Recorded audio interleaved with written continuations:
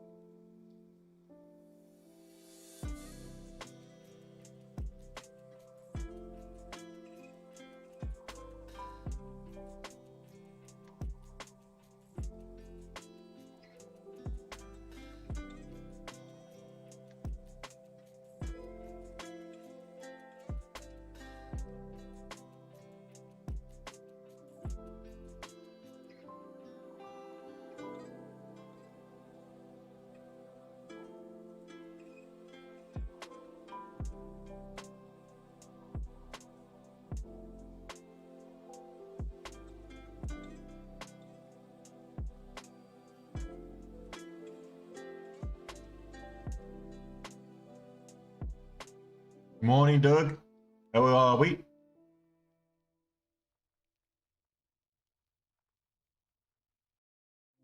Sort the TikTok stream out in a minute.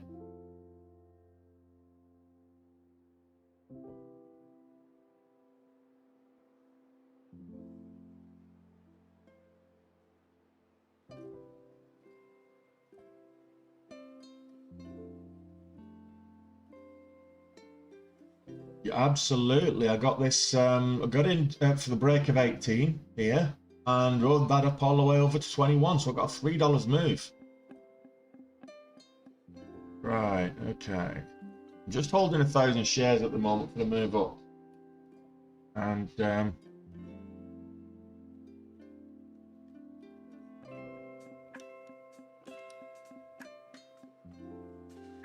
spreads are ridiculous at the moment. I'm just going to get out actually right now.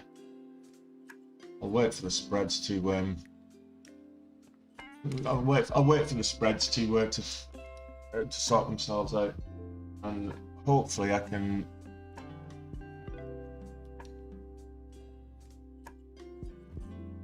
just want to trying to log into my account.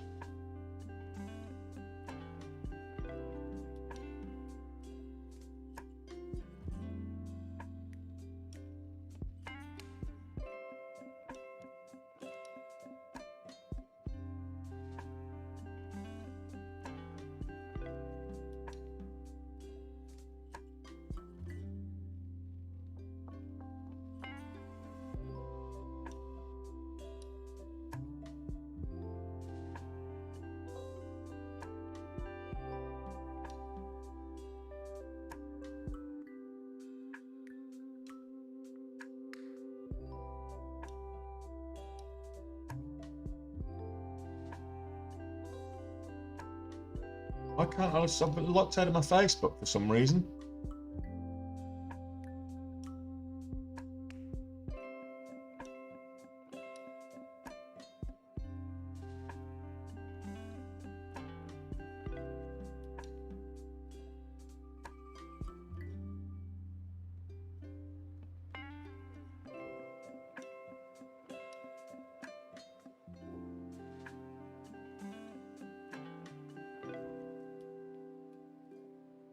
Oh, that was it. But right, I'll try again.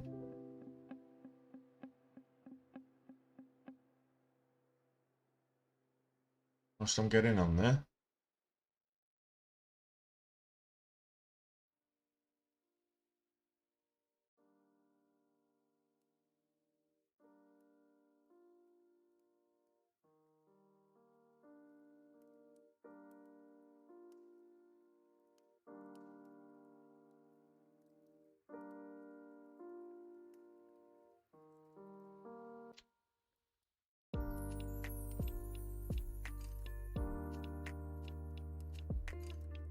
Not letting me in. It's not, for whatever reason, it's not letting me in. Go figure. Let's log in with this one instead. Oh.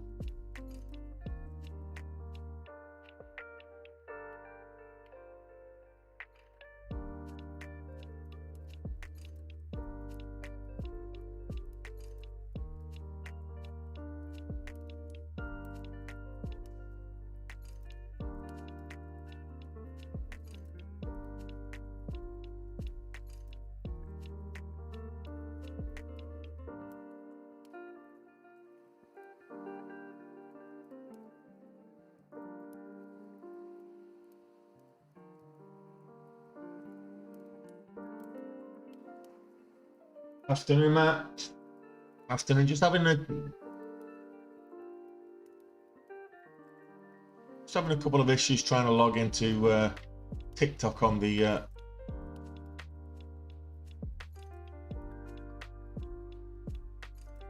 main platform. Oh well, never mind. It does not matter. I'll just have to get on with the chat on the phone. Have to look right instead of left. Can't see the chat as much.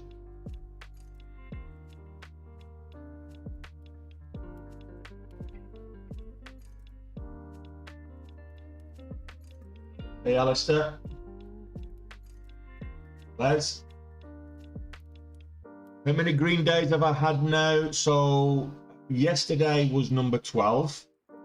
Today, if it stays like this, 13. And then we'll be, we can equal the green streak for the year tomorrow at 14. Yeah, the spreads are wicked big, Matt. Absolutely. Spreads are dodgy. The only reason I got on this was because of yesterday and the momentum it showed, but I probably wouldn't have taken the trades on this one if it was just moving up anyway with the spreads like this.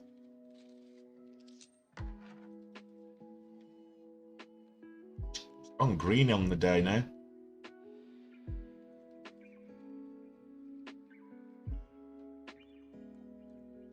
Sorry, that's not enough volume for me. Below the VWAP, that's below the VWAP. That's ranging across the VWAP. What else? The NVB was moving up, made a big move, and ranging on the VWAP. So Qnrx continuing the momentum from yesterday. Basically it. Spreads are like 40 cents, so just be wary of that, guys. 40-cent spreads. There were I got 50 or 60 cents at one stage, which scared the hell out of me. Luckily, I was only in for 1,000 shares then. We've got current high looking at $24. It needs to break that and hold the $24. Morning, Anthony.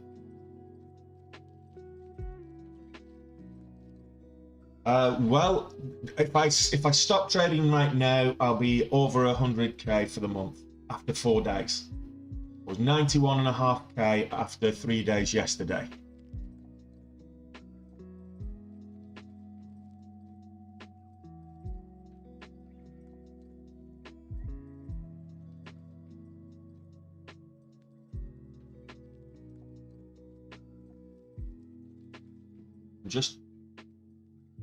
Just got over 10k now for the day.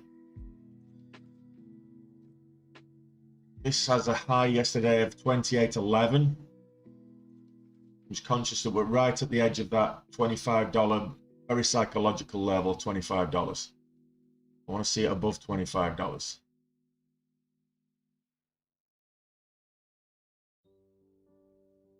Spreads are wicked big.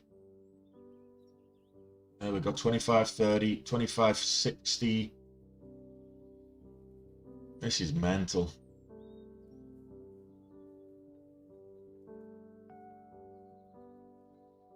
Pulling back some there.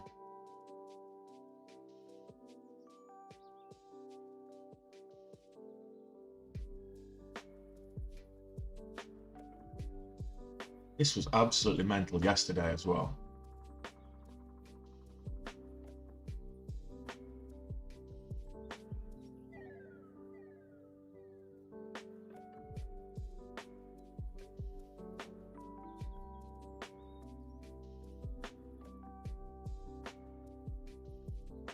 $0.30 trailing stop loss is no good on this at all. At the moment, 50 cents, 40, 30, 20 cents spread. The spreads are so rangy. Exciting, but scary. Just take some more off. Got back into 1,000 shares. I'm just keeping the share size small pre-market. Might go big after the bell. See what we can make on this today.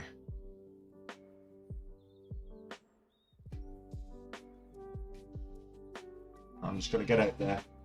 We're finding it a little bit difficult. We're going to find a little bit of resistance at 25 there, so that's fine.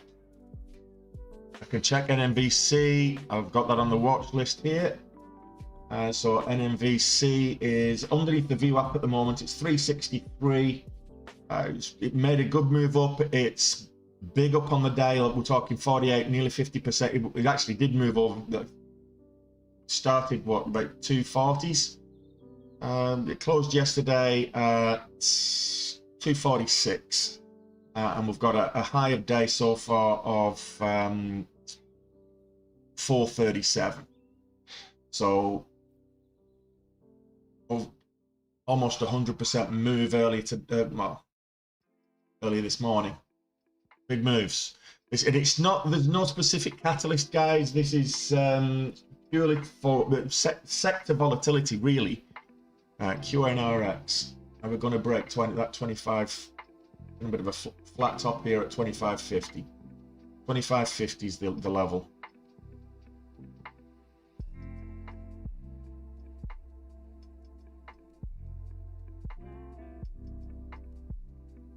This is mental. I love this volatility in the market though. It's so many opportunities. I mean, I've been riding this one. It's now 25. I just got it there at $25. My last 25.89. No, I got it out at 25 as my highest sale price. I bought in at just have a look at when I bought in. Exactly $18.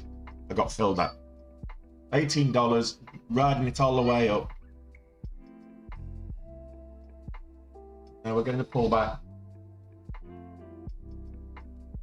Spreads are mental. Just be careful of the spreads, guys. Very difficult spreads. Hey, Dunkers, we're at it again. We got 36,000 out of this yesterday, so we've just got 10,000 up at the moment. I'm not going to give that back. I'm happy with 10,000 right now. Pre-market.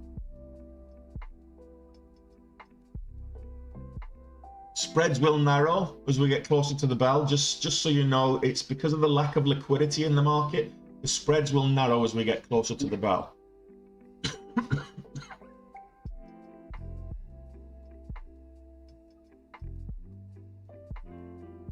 My equity position my starting equity position today was just over 116,000. That gives me a buying power of a little over 700,000. So I don't think I've actually used any leverage yet. I've been 5,000 shares, well, a slight bit of leverage. 5,000 shares has been my kind of highest position I've had so far.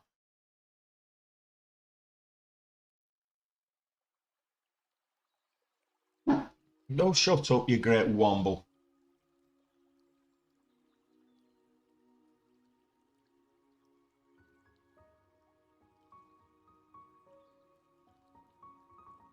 Well, that's pulling back now. We'll come back to that when it starts, when it hits the top of the scanners again.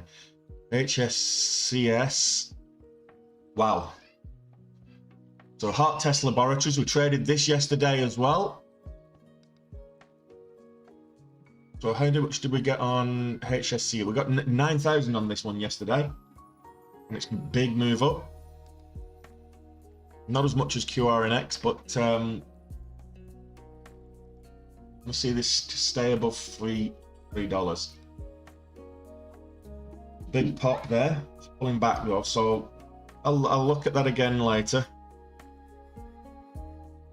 Just this week, we've just had so much to trade, guys. So much to trade. Yeah, that's what I've been trading. Qnrx is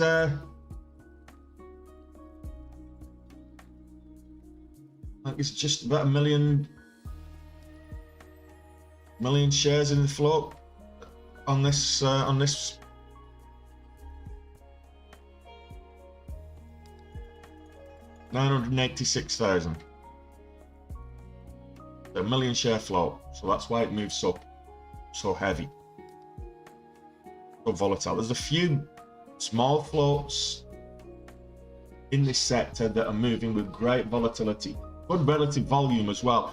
It's not so much the volume, but the relative volume. Just think about that. If it normally trades like 2,500 shares per day, and it's trading 30,000 shares, it's like 10x relative volume, and that's the key. There's more people trading than normally there would be. So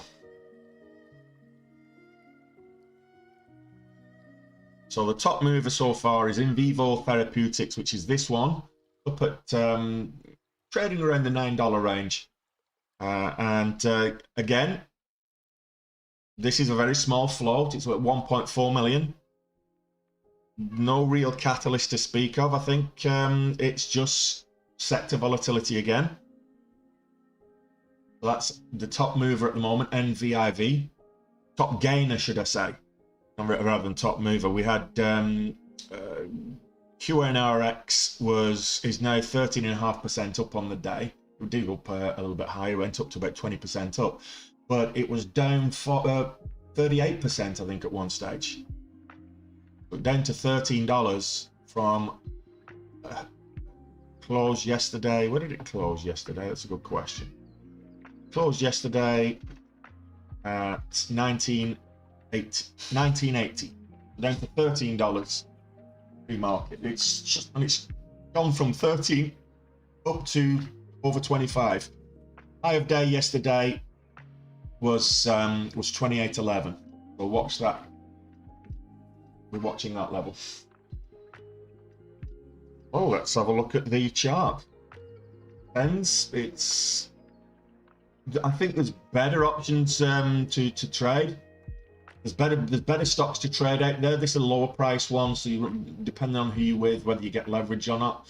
193. You got this double top at the top, and it's sold off. That's now broke. That pattern's broken, so it's downwards trending. Wait for this to get back above the VWAP. The thing is about why the VWAP is so important is that above the VWAP is bullish, below the VWAP is bearish. As long as this is below the VWAP, you're effectively in a downwards trend. So wait for this to get back above the VWAP, and then then you can consider trading it to the long side. It is shortable. So if it because here it just reached the VWAP and was rejected, so kind of a VWAP fade and moved off. It had a good day yesterday. If you look at it on the 15-minute, you can see had a good day yesterday, gained quite a bit, but this shoot up, it's not holding its gains at the moment, so you need to see it back above the VWAP. That's what I would say anyway. I think there's better stocks out there to trade at similar price points. Not much difference at their price points. Execure, for example. Hit this on the 5-minute. Lovely double bottom here, and then that move back up. Now this is below the VWAP as well, so I'll be waiting for a move back up. But we watch the key levels here, so it's 350 is a key level. So if you're watching this at the bell in a little over an hour, you watch the break of 350, maybe other key levels, but 350 is a key level there. What else are we looking at? Grna. So this popped up this morning, but before I could trade, well, it actually popped up last night, but it's up this morning. And before I could trade it, it made this pop up towards the VWAP, and it struck a chord straight away because my largest ever trade was actually on Greenlight. This is Greenlight Bioscience, and this is ticker GRNA. My largest $67,000 trade was on this back in February. So it's my biggest ever single trade. NMVC, sideways, Qnrx, looking at, zoom back in again. Sideways at the minute. Afternoon, Alphabet.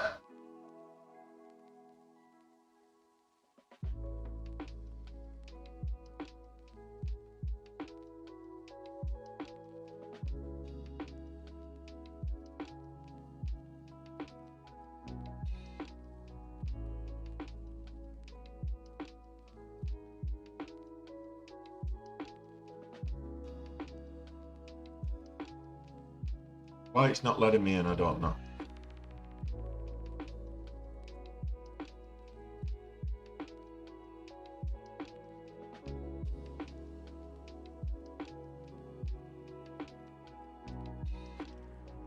It's annoying. SOPA, I can take a look at that. SOPA 232s having a nice little pop here on reasonable volume as well. Up 23% on the day. Society Pass.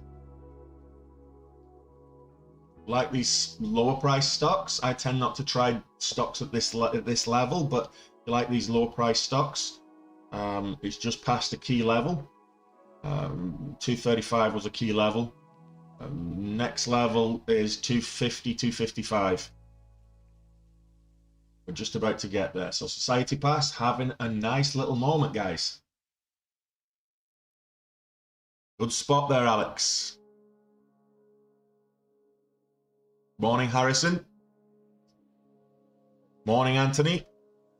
And yourself, Dennis. Good to have you here.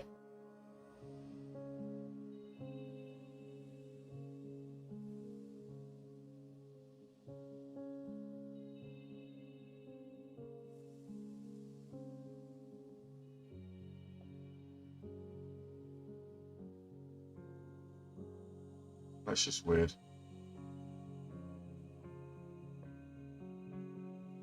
A lovely pre-market gain. I jumped on Qnrx, which was what we gained. We got 36,000 off it yesterday, so I just the continuation momentum today. I just managed to jump on it. Got in at 18 and rode it up to 25. So nice $7 move to give us $10,000.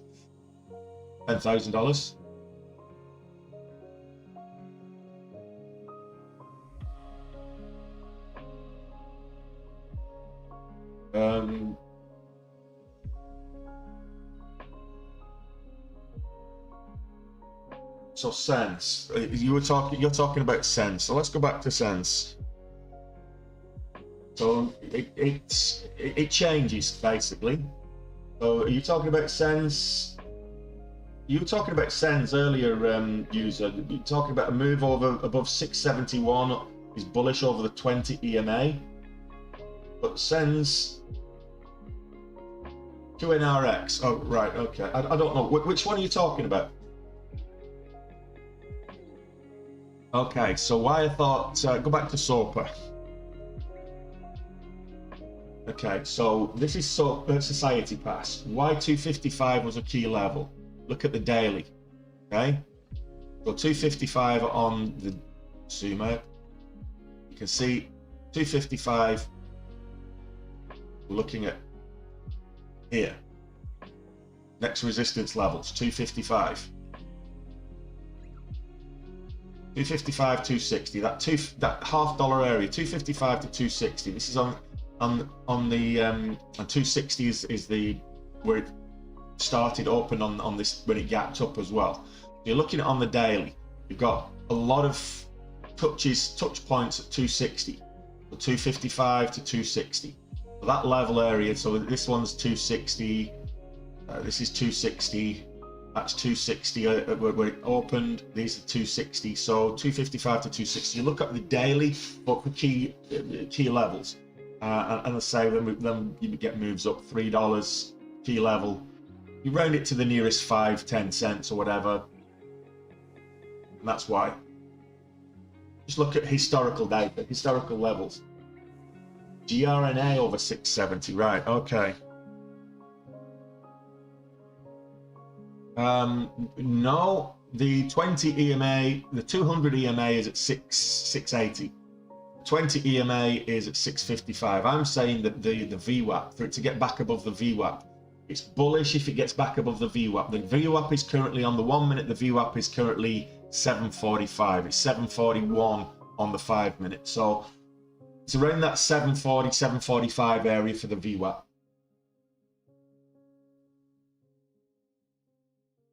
Grna. So you're looking, if it's below the, right now Grna is bearish, it's downwards trending. If you look at this on the 5 minute, you'll see exactly what's going on. It's actually downwards trending, and it's all happening underneath the VWAP. The VWAP is the blue line. It's all happening underneath the VWAP. As long as it's below the VWAP, it's not moving. It's as I say, downwards trending.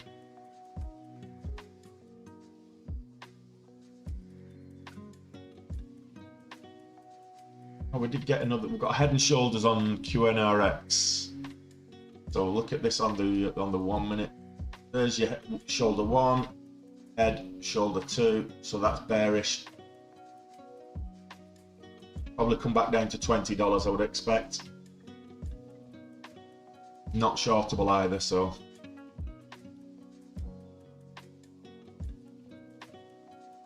Yeah, no, I can't short it.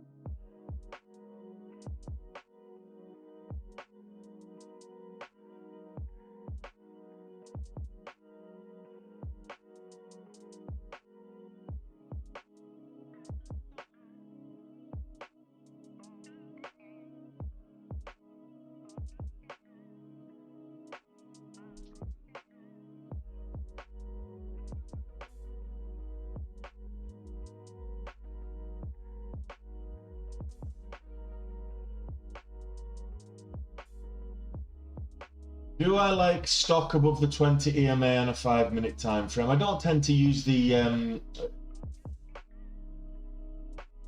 how do the moving averages come into play? Basically, they're just levels that traders look at. I don't use them from an intraday point of view. I don't really use them that often. But you can use them for changes in sentiment. That's what the moving average crossovers are. Is a change. If you've got the 5 and the 20, for example, and it's moving, your stock's moving in a downwards trend.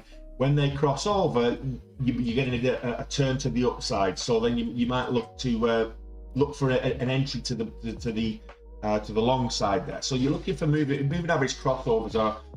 They're a lagging indicator, but it is a potential change in sentiment depending on the trend. If you try and trade with the trend, so the VWAP in particular is important, you trade with the trend. They say the trend is your friend. That's a good way to remember it. So this is why the VWAP is probably one of the most important, or one of the best technical indicators to use from an intraday day trading perspective, because if you're trading above the VWAP, you can safely expect long moves and patterns with a long bias to break out to the upside, providing you get the volume that goes with that.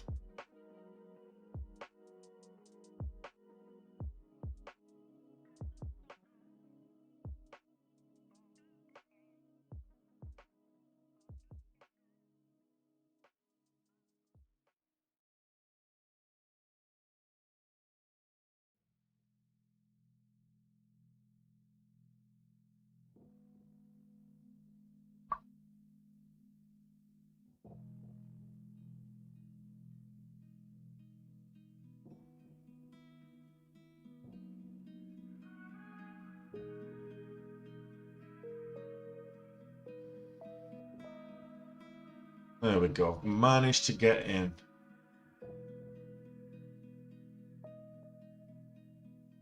Move this slightly to that side so you can see the tickers. There we go. No problem, mate. There's tutorials on my YouTube about using moving average crossovers and how to use them, etc. So go and check it out. Go and subscribe to the YouTube channel. There's a lot of advantage to doing that.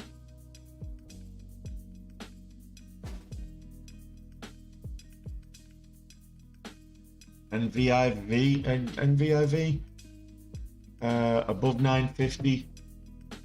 Well, it's trading sideways. I mean, 950 is a reasonable level, but I wouldn't. You don't look at 950 and say, "Well, that's above the VWAP. Let's trade it." It's not really like that. So it's above the VWAP, but you're trending sideways. You want to see some patterns that if we get a breakout here that it gets above 950, then potentially it could be bullish. You want to see volume get it coming in. But they had the 8 o'clock algorithmic spike there. So the 950 is a key level, yeah. If it gets above 950, it could be of interest, but it needs sustained momentum to the upside.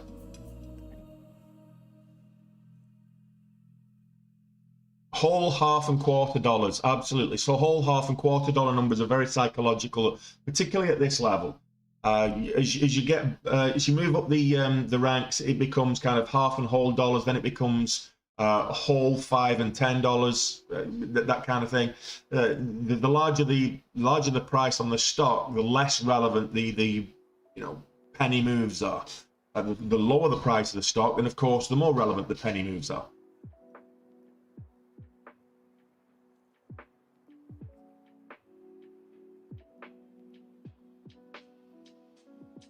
I'm not sure. I've not seen the news. I've not been sweating the news today yet, Jack. I've been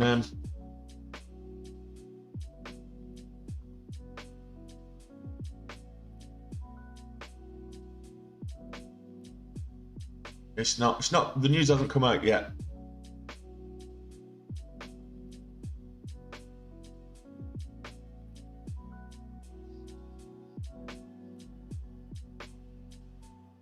It raised them in June. I've not seen anything since then.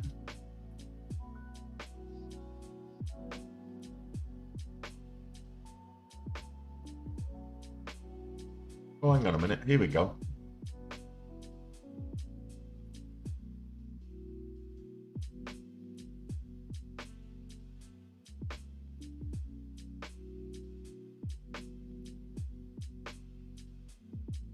June 16th, latest interest rates. I've not seen anything this month. June 16th was the last interest rate hike from the Bank of England. That was 1.25%.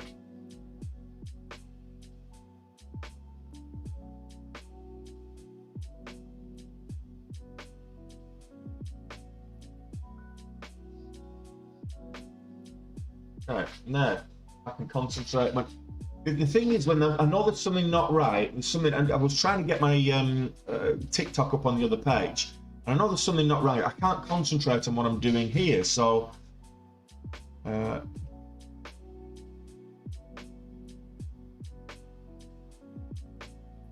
Society Pass is the one that's making the big moves right now.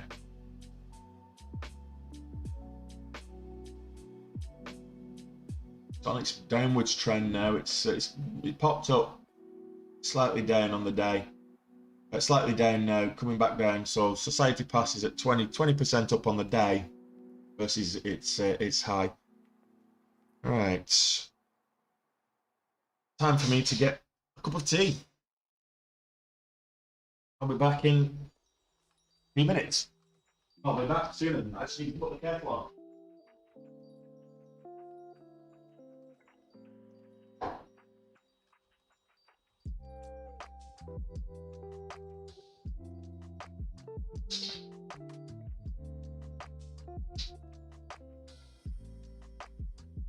Look at what you're after.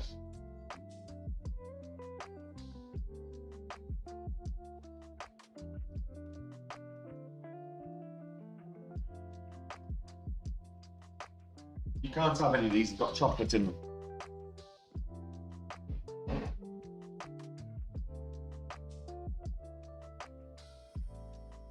So we've had 2 days in a row, I think it is now. We've had big movers. AMTD on Tuesday moved 592%. Actually, that was pre-market. Yesterday, we had 554% mover from Qnrx in the latter stages of the market, so in the afternoon. So we've had some really big movers this week. And yeah, so put this into perspective, looking at August, $22,500 on Monday, $24,000 on Tuesday, $44,500 yesterday. So August we've done $91,500 before today. We've just done another $10,500. So we're up at $102,000 right now. No, $103,000. My monthly goal is $100,000. So I've done my month's goal in 4 days.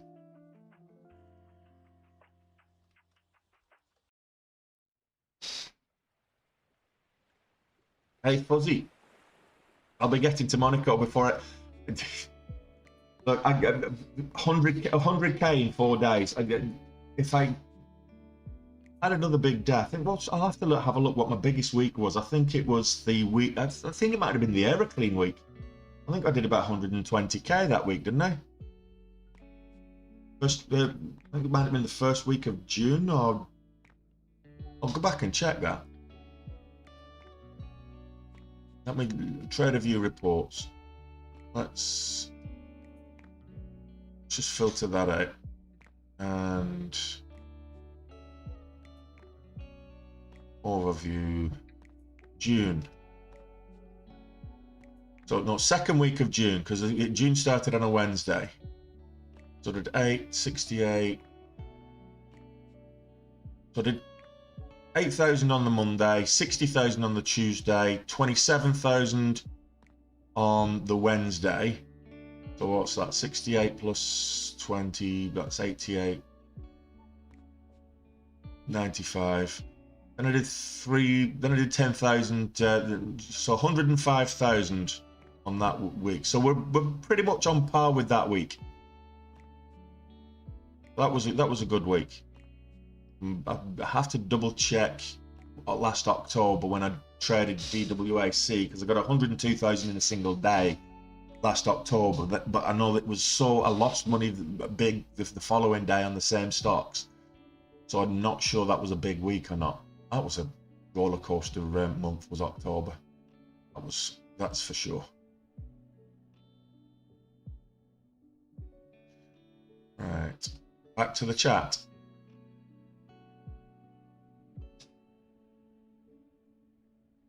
APDN. Not got it on the list. Yes, I do. I've got it on the list. 20% down on the day right now. It's very choppy. Put it on the 15-minute. You'll see where we are. It just sold off yesterday. Had a good day on Tuesday, I think it was. Sold off all day yesterday. Had this high pre-market and then sold off, and it's just consolidating at the moment at 330s. So yeah, APDN not great.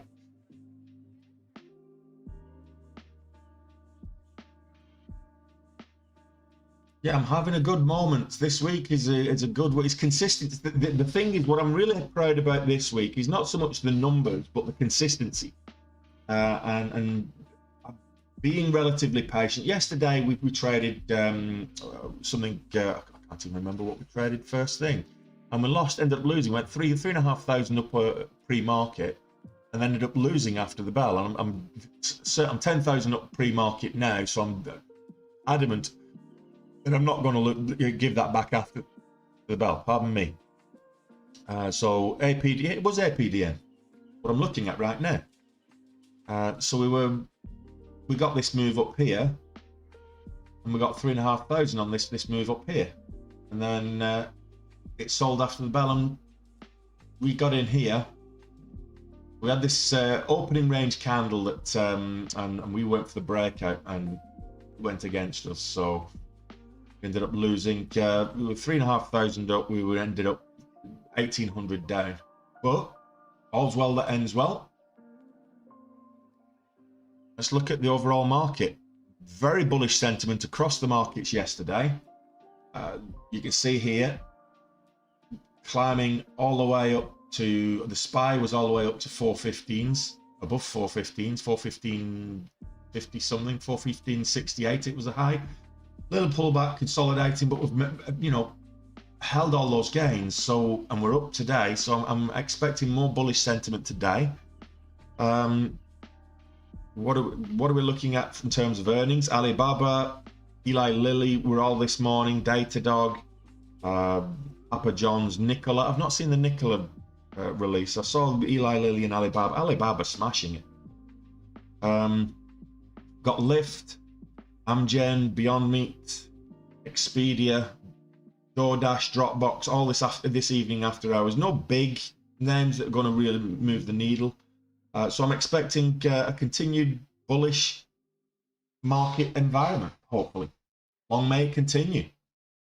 If we can continue to be bullish and we continue to have the volatility, then there's no reason why we can't continue to make these kind of gains. Long may it continue. All right, kettle's boiled. Nice background music, Doug. It's just lo-fi beats. It's just instrumental lo-fi beats.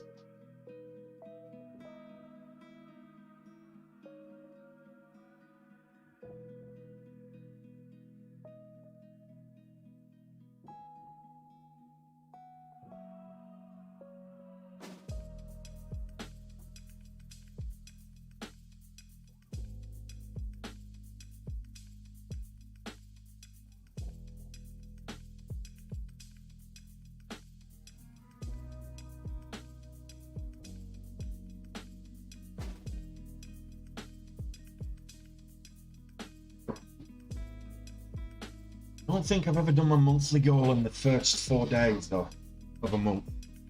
I've done my monthly goal in a day, but never in the first 4 days. Hey, chart skills, I'm good. Good. Oh, got a nice. I would say we've got a nice bunch of people in the chat, but not enough of you have tapped that screen 10 times as you come in. So all I'm asking is you tap that screen 10 times. And let's say every 15 minutes or so, you give it another couple of taps after that as well. It just shows that we've got an engaged chat, and it helps with the algorithm, pushes it out to more people as a suggested stream to watch. So yeah, just tap that screen 10 times. We should have about 1,500 or so likes by now. And when we get to 3,000 likes, I'm able to feed the chow chow some duck fillets. She doesn't get any treats until we've got to 3,000 likes. So it's up to you if you want to deprive this poor little chow chow of her little treats. Hey Gianni, how are you? Thoughts on the Nasdaq? I'm bullish today, buddy. Bullish green. It had a really good day yesterday. The Nasdaq yesterday, back to the 15-minute chart. The Nasdaq yesterday, it was up nearly 3% on the day. I think it was 300 base points. Really good day on the Nasdaq yesterday, and I'm bullish again today. Not only has it held those gains from yesterday, it's actually beating them. So we're moving up again. You can't have this. This is chocolate chip cookies to go with my cup of tea. Can't have chocolate. Whose idea was it to make chocolate that's poisonous to dogs? I mean, come on.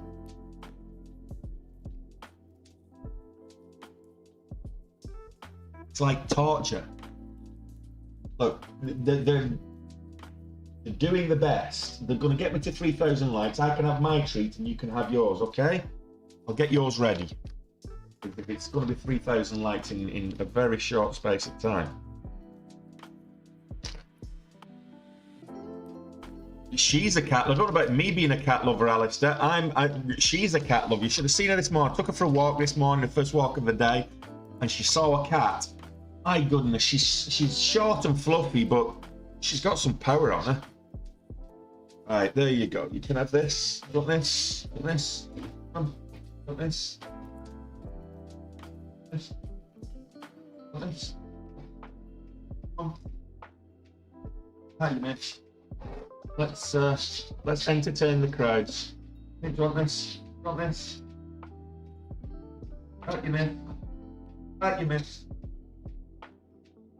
Want it or not? Oh, you got it. Come here. Now move out of the way.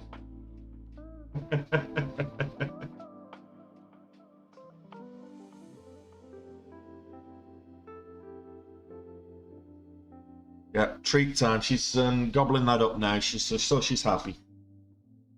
Always got to dunk your cookie in the tea.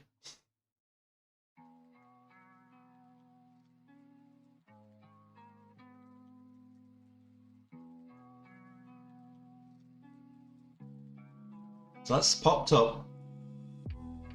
Consolidating. It's kind of died down again now. XQ is the top momentum stock right now. Not great. Below the VWAP.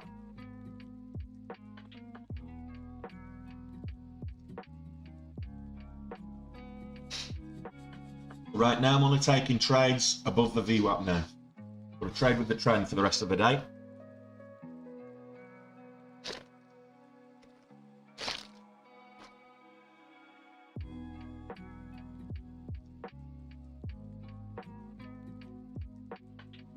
Okay, so red box. Simple answer is if anybody comes on and uses that kind of language on my chat, I will tell you straight away. The answer is no. The question is red box worth a punt, please? Now, what that suggests right away is one of the cardinal sins in trading. It's one of the main reasons why over 85% of people that get involved in trading on the stock market shut up. 85%, more than 85% of people that get involved in trading on the stock market lose money long term, and they're never profitable. And that reason is because they approach it with a gambling mindset. As soon as you use the word punt, that tells me, is it worth a gamble? Is it worth putting money on and hoping that it's going to go in my favor? We're prepared to lose the entire stake. The simple answer is no.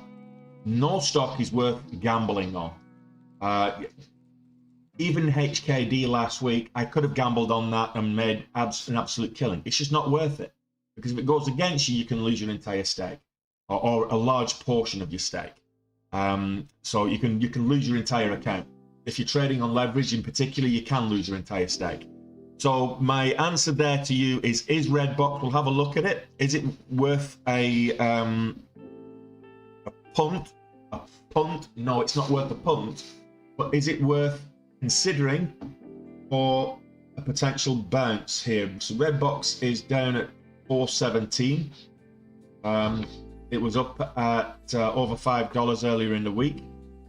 Kind of a bit of a dead cat bounce. Let's look at this on the daily. So I'll get rid of all these lines where we've traded this over the last while. This is on the daily. It went up to a high of $18, well, $17.59. It's been steadily falling and selling off until it reached the bottom of $3. Then it had its what's known as a dead cat bounce and then sold off. It went back up to towards $7. You've had a couple of green days in the meantime, but it's selling back off. It's very, very weak. So Redbox would have to have a really good day to get in this again. If it starts having another good day like it did here, we trade it. I think we traded it here. It moved from opened at 309 and moved up to a high of 658 on the day. So over 100% gain. If it has one of those days where it goes parabolic, great, trade it. Is it worth a long-term punt, hold long-term? No. The majority of these stocks that I trade are garbage stocks. They're not worth investing your money in. They do exactly this. They move up, they reach a high, and then they sell off even quicker. So they're not long-term bets. What you want as a long-term bet is something that's going to get, you know, incremental gains in the long term of 10, 15, 20% year over year over year. That means that they're getting, you know, a percentage point a month, 1.5%, 2% gains per month consistently. Big stocks like Amazon, big stocks like Microsoft, AMD, Johnson and Johnson, those kind of stocks. That's what you want to be investing your money long term in. But if you're going to be day trading, you wait until it's got momentum. It's got no momentum right now.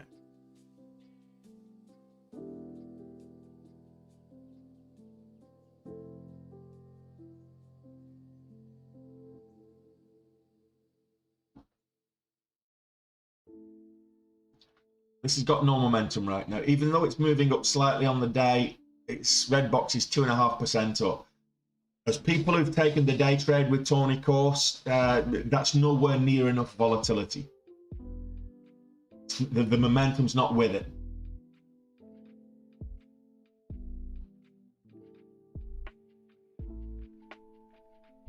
Yeah, it had a reversal this morning. Went from 370 up to 416, so it's moved $40, 40 cents. It's only 2.5% up on the day from yesterday's close. So it had not only did it have a big sell-off, it's had a rally and it's back to where it was. It would need to see, you need to see some good volume and a bit of sustained upwards momentum.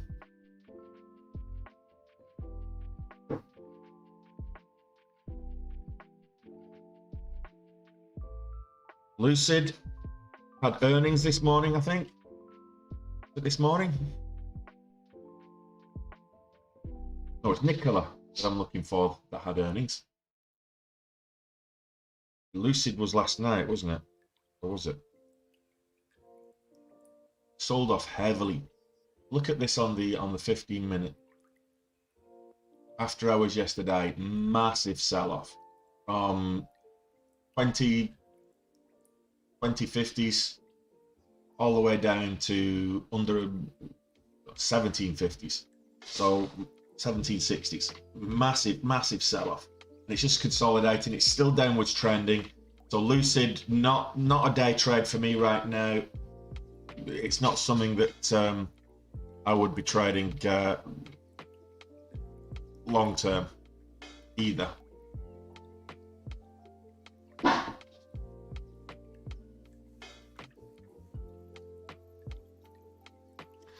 Yeah, a lot of manufacturers have cut supply forecasts simply because of the chip shortage.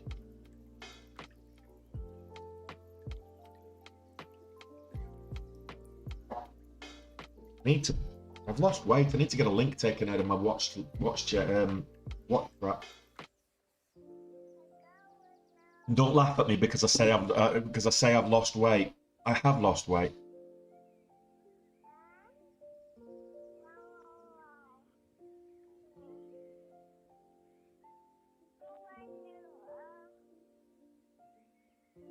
I don't know about it popping. It's moving, trying to move back up above the VWAP. On the 1 minute, it's looking interesting on the 1 minute, but if you look at it on the 5, it's at the key level of $3. If it holds above $3, if it closes, this candle closes above $3 and the next one moves up, could be interesting. Not huge volatility like we've seen. I think we've been spoiled over the last couple of days, last week, this morning even, with the volatility, you know, huge volatile moves. So a couple of cents. I'm kind of getting a bit bored with a couple of cents at the moment. I'm looking for the next big thing, even though should be looking at this and thinking, sound solid move. 40% up on the day. Would be worth keeping an eye on.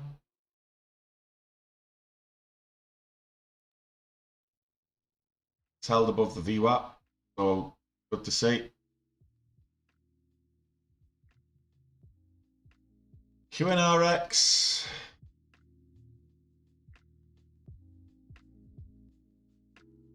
Right now, it's downwards trending. I would wait till it goes green on the day. $20. You're saying 19. Ah, you're back on YouTube, Phil. And that's no problem. It's at 90. I don't know why you're saying 1966.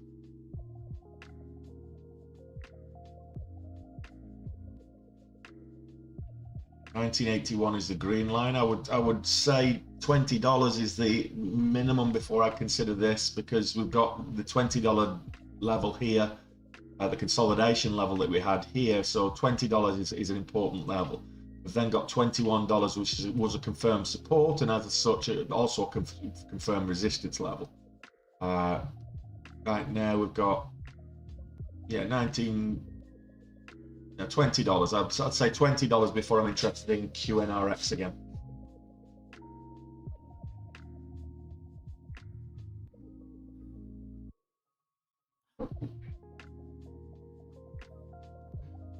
Only 2 more to go.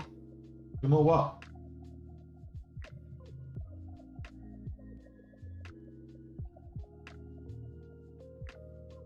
Ah, 2 stone, yeah. Shut up. Do you know, Alistair? I'll send the dog on you if I see you.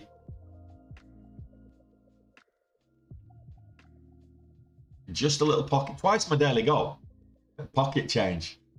Yeah, twice my daily goal. 100k in 4 days. So we're having a great period in my.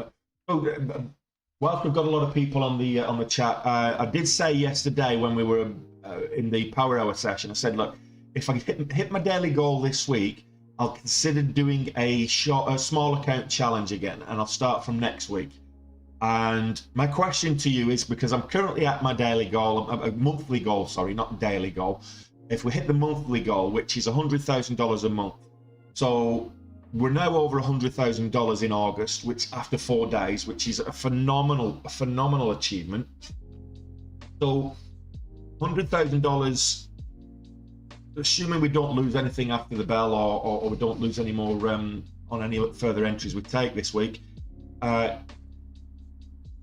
where would you like me to start? So some people are saying the options are, you know, $1,000 small account, $2,500 small account, $3,000 or $5,000. It's a small account. So if I'm going to do a small account challenge, is 5,000 small enough, or would you prefer something like 2,000, or do I have to go micro scale and go for $1,000? 5,000. Okay, 5k, 5k, 2k, 1k, 5k, 1k. So 5k seems to be the generic consensus at the moment.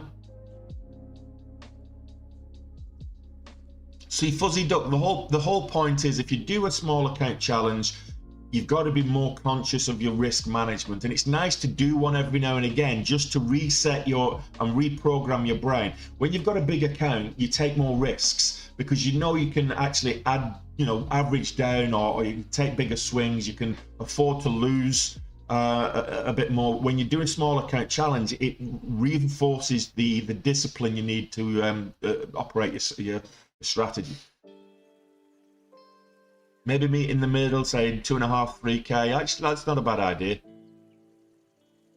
Do the opposite, 60k. Well, I'm already on. I started today with 116k equity, and I've just made another 10. So we're up more than 100 with the 60k. We started with 70k yesterday, so just under whatever it was. Yeah, 2.5k maybe. Tough built. It's still heavily shorted, but it had its secondary offering. It kind of fallen out of favour since Monday. Had a couple of good days. Run up on Monday, then a sell off. Monday pre-market, then the sell off. Continued selling off on Tuesday. Look at this on the 60-minute. This is Tough Built. So Tough Built had its run up last week, Thursday and Friday. Then I had a run up pre-market on Monday, and it's been selling off since. It's still up there at 7.35, which is not bad, considering where it came from. It was a sub $2 stock back in June. So the fact that they announced that secondary offering, they did get some good news on Friday, or was it Thursday? But they announced that secondary offering there last Monday, which screwed me. I got I lost $3,500 on that algorithmic flush on Monday pre-market. So that was painful. But I wouldn't say it's done, and it's only fallen out of favour because we've got higher momentum stocks to trade. I'd still look at it if there was not as many higher momentum stocks to trade at the moment.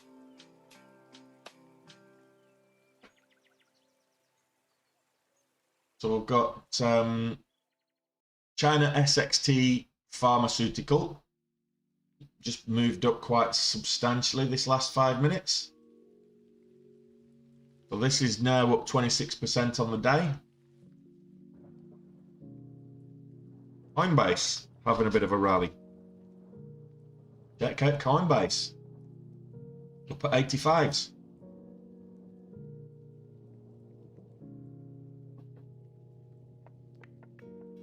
$1K with no leverage, it would be educational. Yeah, it would be virtually impossible. So to get significant, so just to put this into perspective for you, James, could I trade 1K with no leverage? Yes, but if I would need a zero commission broker. If you think about it, you're looking for a daily gain of about 1% of your buying power. So that means I've got $1,000 buying power because of no leverage, which means 1% of that means I'm looking for a $10 gain every day. So $10 gain every day, which is fine. If you're not getting hit by commissions, I get charged $3, about $2.95 a ticket or whatever it is. So if I get one trade per day and I make $10 on it, which is 1% of the, whatever it is. One trade per day is the minimum that I would need to take.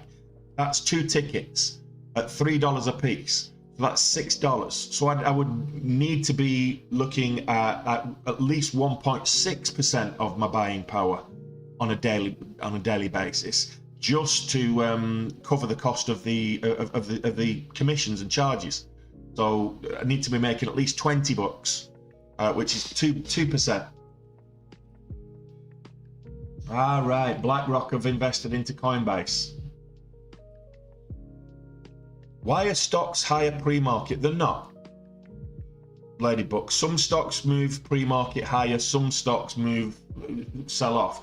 If we look at the gainers, so what I'm looking at here, what you're seeing here is the gainers pre-market.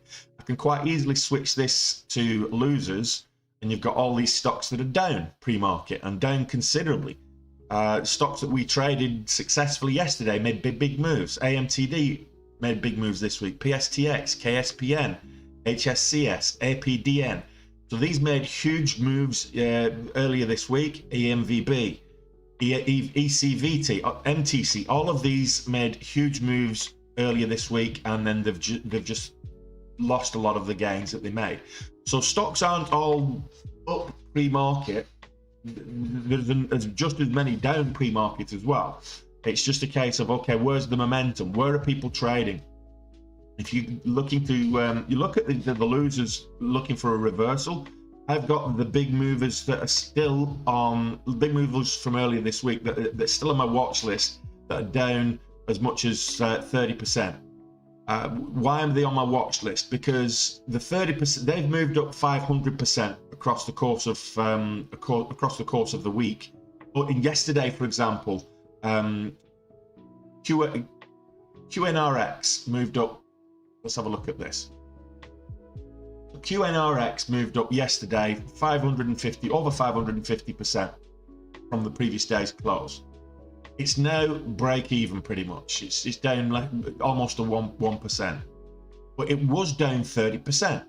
So if this was down 30% from the close yesterday, after being up 500%, it's still up what 200% or whatever it is, 300% on the day. It's down 50%. It's still up 250% from where it started yesterday. So if it holds most of its gains, you can potentially get a continuation. If you're looking at a bull flag breakout on the intradays, on the lower time frames, 1 minute, 2 minute, 5 minute, 10 minute, whatever, you're looking for a bull flag breakout. You're looking for the move up and then a consolidation pullback.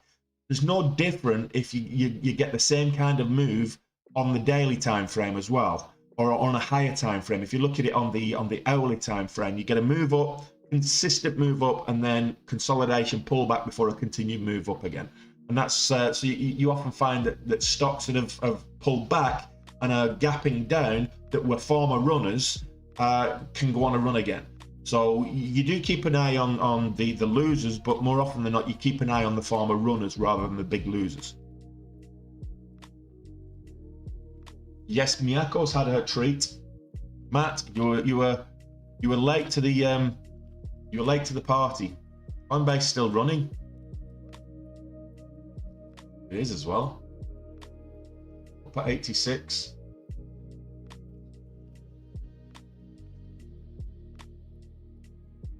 Half an hour to the bell.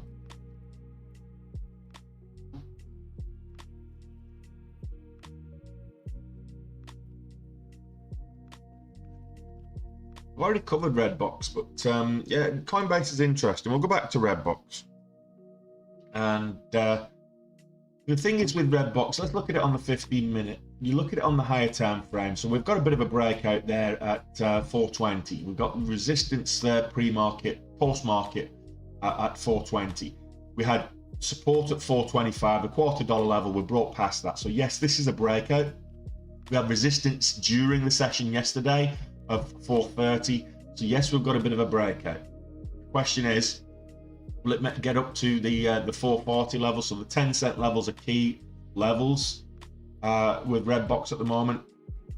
And then we get up to 445 as a resistance level. 440 was previous support and resistance post market yesterday on Tuesday, and then we've got this area here around 450, which was both support and resistance. So you're getting a lot of levels consecutively. So whilst I would say yes, you're getting a breakout, you've got a lot of key levels, one after the other. Backed up every 5 cents or so. There's a level of support and or resistance that you've got to navigate. So is Redbox a buy? Is it tradable today? Yeah, it's tradable. Is it something that I'm going to be looking at as a potential intraday trade today? Not at the current level. I will be looking for this to make gains of at least 15%. If it moves up at least 15% on the day, then I'll be interested. It needs to move at least 15% up on yesterday's closing price.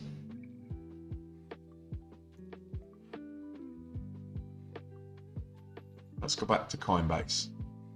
People are interested in Coinbase. Let's go back to the movement on Coinbase. I'll zoom in so you can see it a bit more clearly. Okay. What company is LLY? Eli Lilly. Matt.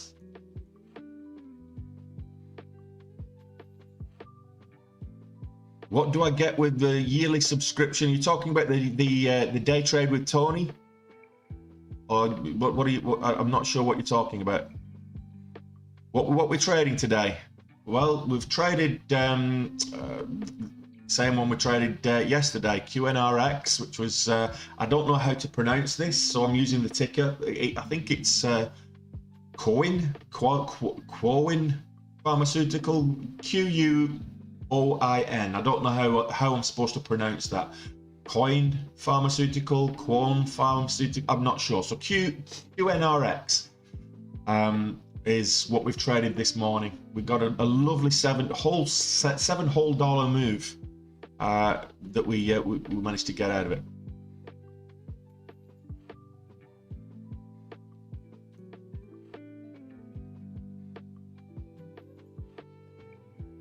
BCTX.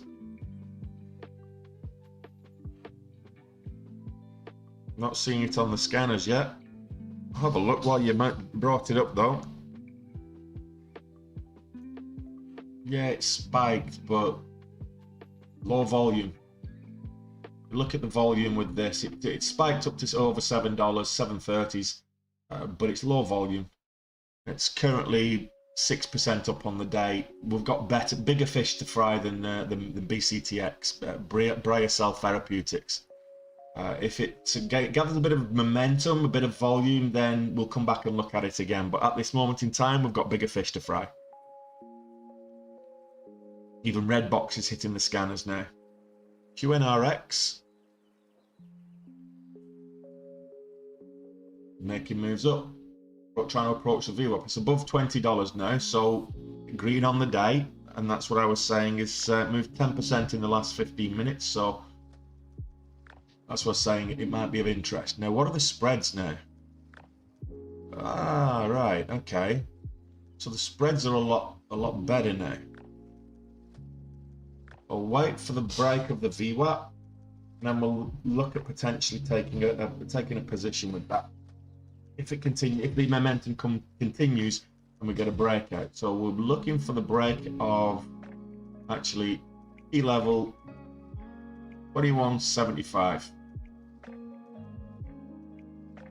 Looking at on the 5 minute, 2175 is the key level, which is pretty much where the VWAP is.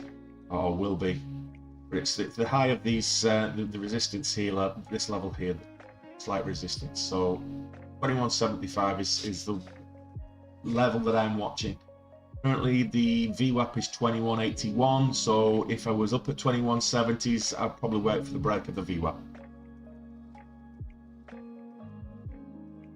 No problem at all, James. That's the whole point of this channel, is so that I can share what I've learned over the last few years about trading, so that you don't have to make the mistakes that I made that cost me money, and you guys can actually earn money off the back of the knowledge that I've gained. So Maxime, you're asking what would be the target of the small account challenge, I'm assuming, okay? As much as possible, but depending on the starting position, I'll probably look, and we're only going to be doing it for effectively 3 weeks for August. I might continue it beyond that, but what I'll do is I'll continue trading in this account, but I'll also have the small account as well. And the reason why I will do that is because I want to continue to make money, of course, but I want to see how, just by being disciplined and executing the strategy, use the small account as a way to grow that over the course of a month or so. So I'll probably look at trading it for 5-6 weeks or something, then go on holiday and take some time off.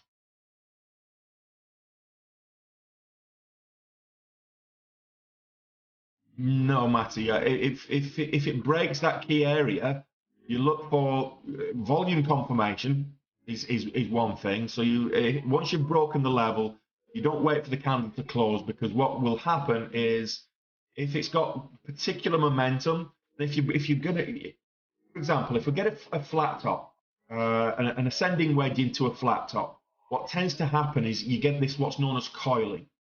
So you get it's like when you call it coiling because it's like the momentum of a spring, and as you wind the spring, it gets more and more coiled. So as you finally break that resistance level, it goes up, and it goes up with maximum volume. So if you wait for that candle to then complete, you've missed. You could have missed on a small stock of like $4 or $5. You could have missed a 15, 20, 30 cent move. You can miss a significant move.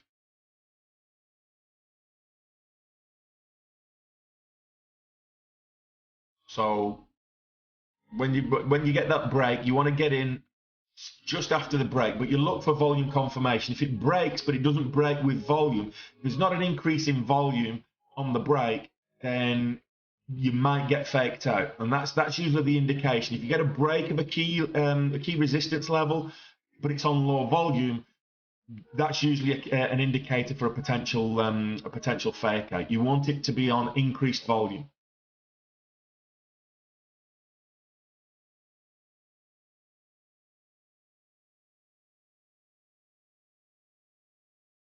Look, Alpino, I'm not going to say I told you so, but if the cap fits, if you're trading with a strategy, stick to the strategy. And part of the strategy, in fact, the most important part of a strategy is risk management. For those people who have already taken the day trade with Tony course, you will back me up on this when I say I underpin risk management in every single lesson. There's something about risk management. You have to manage your risk. If you don't manage your risk, it's akin to gambling. Because what you're doing is you're leaving the floor open, you're leaving the trap door open for someone to swing it open and pull the rug from underneath you. You always need to manage your risk. And as much as it hurts, as a new trader, as an experienced trader that I am now, I very often will not put a stop loss in place, but I will have a stop loss in mind, and if it hits that, I will cut my position. As a new trader, I encourage you all to use stop losses, not pre-market, because they won't execute, but always use stop losses in the regular session. Why? Because you're less likely to cancel your stop loss than you would be to change your trade plan to accommodate the trade. You're more likely to leave your stop loss in place and you get stopped out, and it will enforce that discipline on risk management. So I encourage you to always put a stop loss, as a new trader in particular, always put a stop loss in place. If you get stopped out and then it turns around and rallies, you can always get back in again. What if you lost a small piece of the move? You can always re-enter.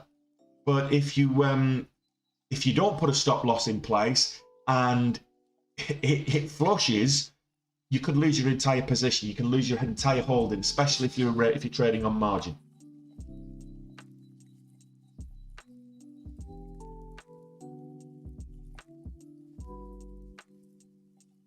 Volume's not lagging. You get volume in real time, Kinga. So the volume histogram, you see the volume histogram growing. So there's two areas you can actually see the volume, okay? You can see the volume on the time and sales tape. The speed of the time and sales tape as it's going through is an indication of volume, first and foremost. An indication of transactions, a number of transactions taking place. Volume is just an addition to that. So you look at the volume histogram, you see the candle growing, and the speed the candle grows at is an indication of how many shares are being traded at any given time. So volume and price action are really the only two leading indicators that you can use for retail trading, for day trading. Everything else becomes a bit of a lagging indicator. Any kind of moving average, whether it's a VWAP or an EMA or an SMA or whatever it is, Bollinger Bands, RSI, higgledy-piggledy, whatever technical indicator you're using, most of them are based on algorithms using data from the last however many time periods you set for it. So it's a lagging indicator because it's using historical data to tell you where you are and what the movement is looking like right now. You can't. It's the only leading indicators are volume and price action. No, you'll never be profitable if you don't have good risk management, Alphabet. I totally agree with you. So how do you determine the stop loss? It depends. You put your stop loss, how much you're prepared to risk. If you've got a big appetite for risk, then you might have a wider stop loss. But what I would say is, as a rule of thumb, you want to be putting your stop loss. Let's say if you're risking 10 cents on the share, then you want to be sure that you're making at least 15 cents. Usually, ideally, you want to be making 20 cents or more. So you want to be having a 2-to-1, aiming for a 2-to-1 or better risk versus reward. So if you're looking for a 50-cent move, you might risk 25 on it. If you're looking for a dollar move, you might risk 50 cents on it. But you've got to also calculate your share size. If you're going to be risking 50 cents on a move and you're taking 5,000 shares, then you're risking $2,500. Can you afford to risk $2,500? That's the question.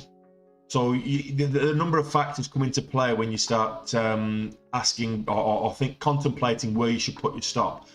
Also, you've got to take into account the range movement of the action as well. If it's moving up 30 cents, pulling back 20 cents, moving up 30, it's moving steadily upwards, but you don't be setting a 15-cent trailing stop because you're going to get stopped out every single time. So you want to take the range of the movement into account as well. On top of that, you've also got the spreads. So if you've got something that's spready, right now I'm looking at Qnrx and 47-cent spread. If I put a 25-cent stop on Qnrx, I get stopped out before I even start. So there's a number of different factors that you need to take into account to determine where you put your stop loss, Kinga.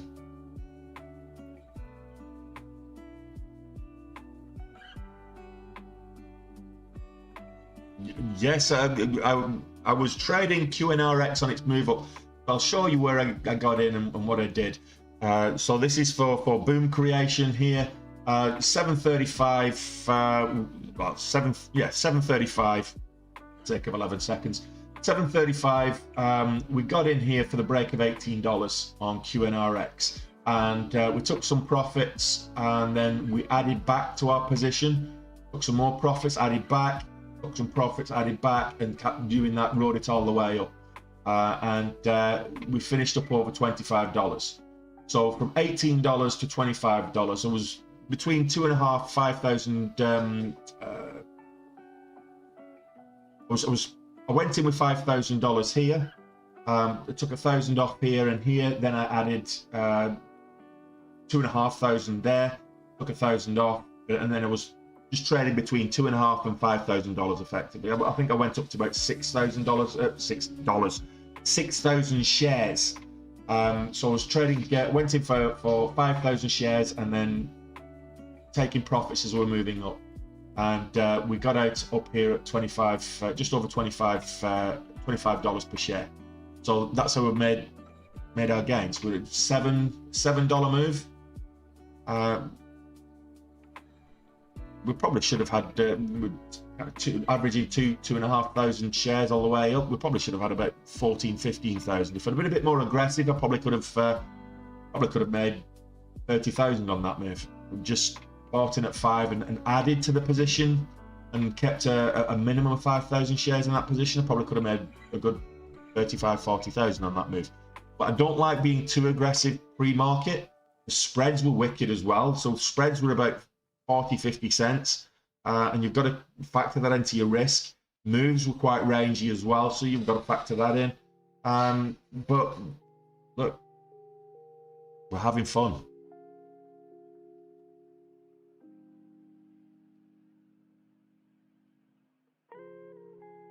Always look at the spreads before you enter, Kinga. 100%.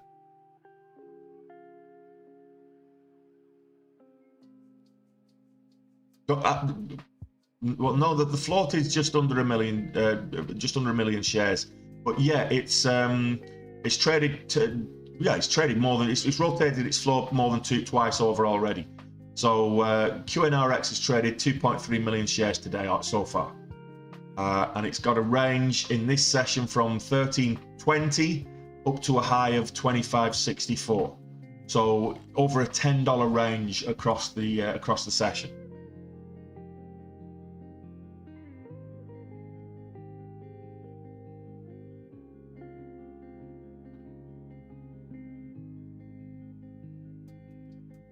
It's extremely volatile. It's looking good for the day. I'm at the bell. I'll be interested to see where it goes. If it gets above 22, I'm going to put the little marker here on a horizontal so I can see it. We can all see it together. 22.75 is key level. Put this on the 5-minute, and then we can look at other key levels. 22.75. Got another one up here, key level 23.50,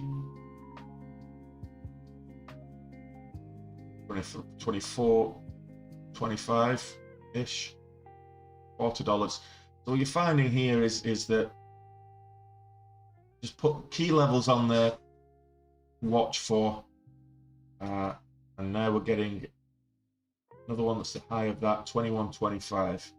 So just watching for the key levels.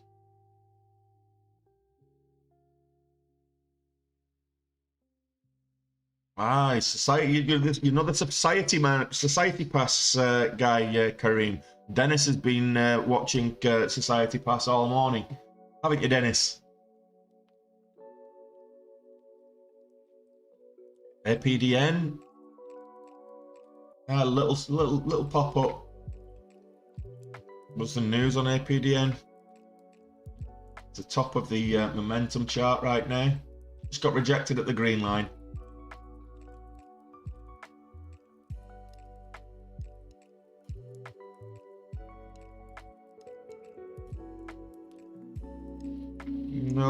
No specific news. Oh, here we go.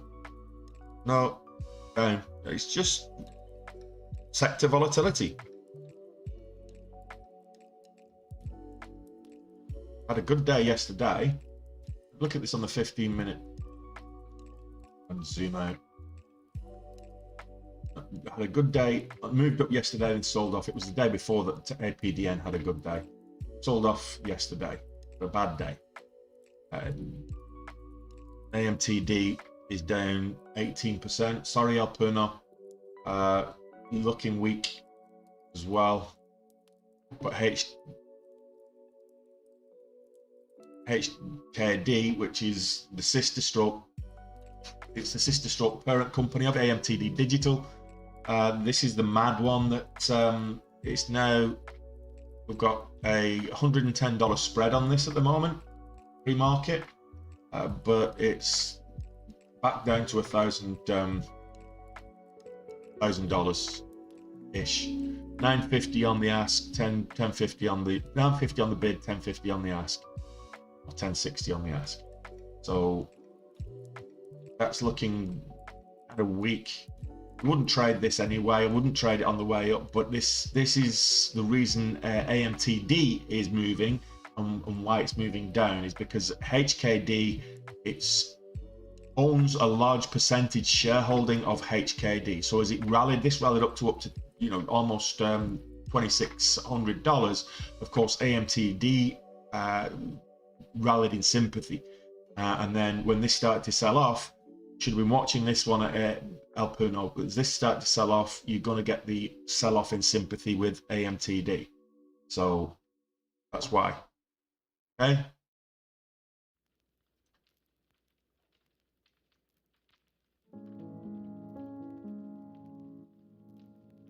You are TEB, low volume, but this moved up big for us a couple of days ago.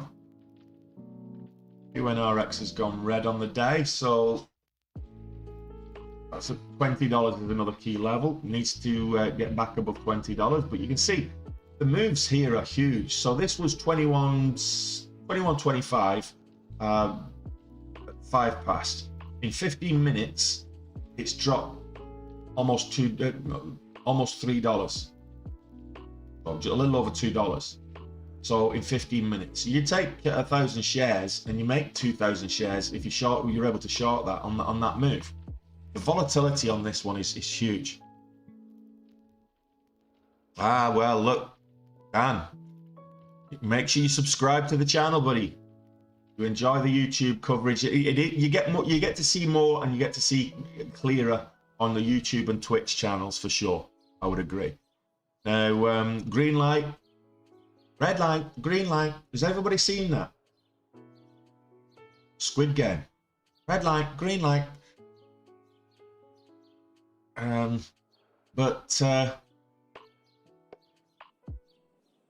Grna, it's way below the VWAP. It's downwards trending. Had a pop up after hours yesterday, and then we had a couple of bounces today, but it's looking weak.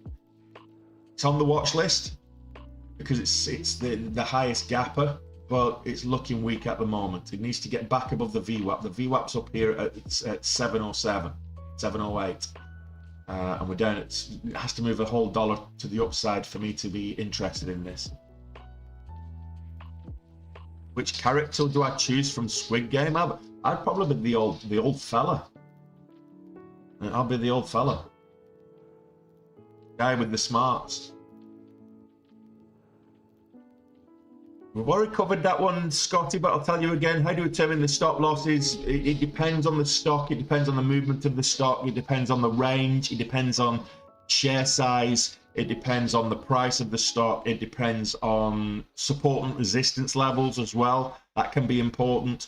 It depends on how quickly it's moving. There's a number of different factors on stop loss.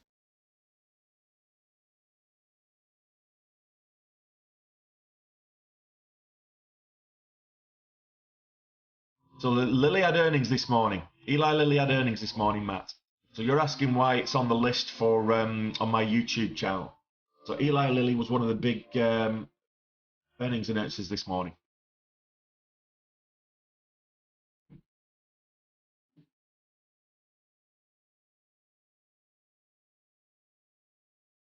Well, I'll have another look at Coinbase.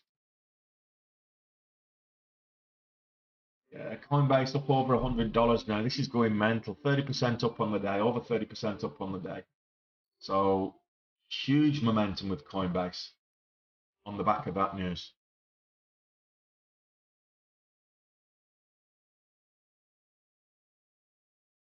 Yeah, you're going to have to wait till the bell. You've not got long to wait. You've only got 5 minutes. Then you'll be able to take some profit.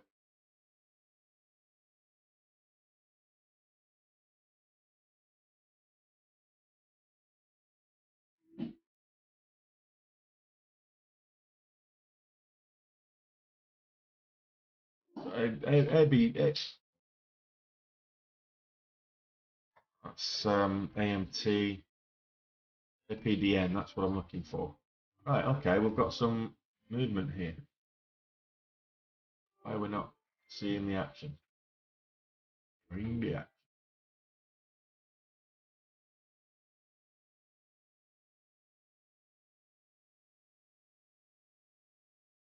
It looks like it gapped up. Did it have news? Did it have a volatility halt?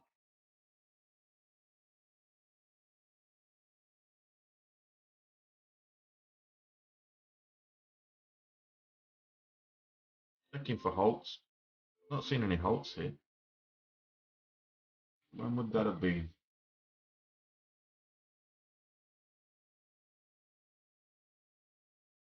20 and 26. Yeah, it looks like we had a volatility halt that I missed.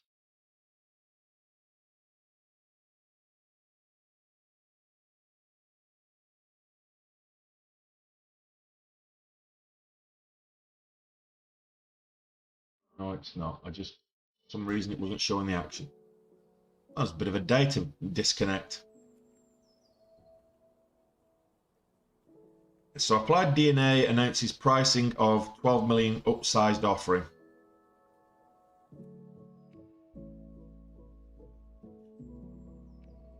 Now green on the day.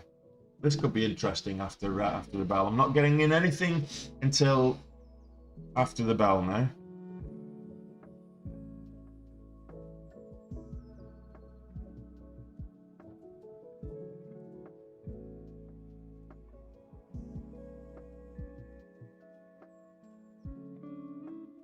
We've got 2 minutes to the bell. But Eli Lilly, slightly down on the day. Yesterday, this morning's earnings, I think they're coming out now. Have a quick look.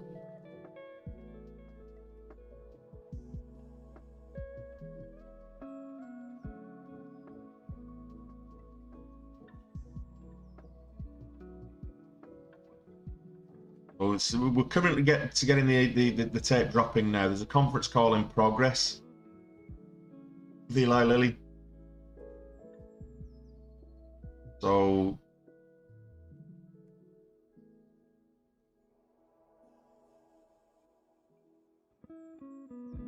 we're looking at Eli Lilly here.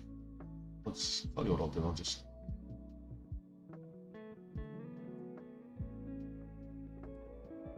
why is that not moving for me?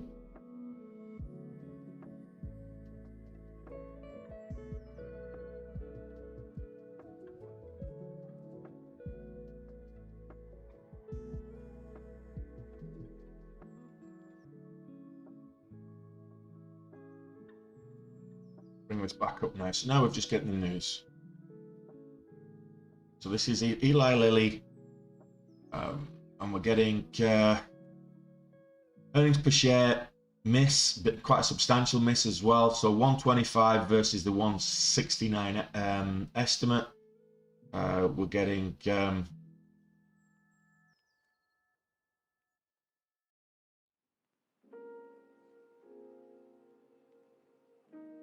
sales also miss, 6.49 billion versus a 6.7 estimate. Guidance has been lowered.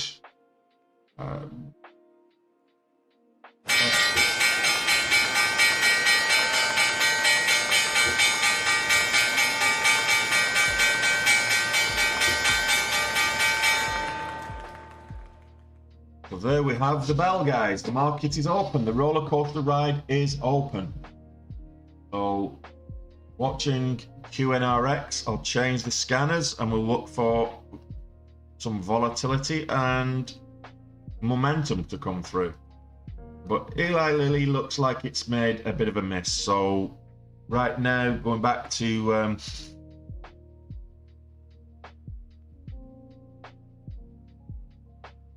it's just because it had earnings there, Matt. Is TikTok my only feed? No boomer creation. I'm streaming on TikTok. I'm streaming on YouTube, Twitch, and Twitter. If you check the link tree, you can get directly into those feeds from here. YouTube, Twitch, and Twitter, as well as TikTok. You missed Twitch out, Matt. There you go.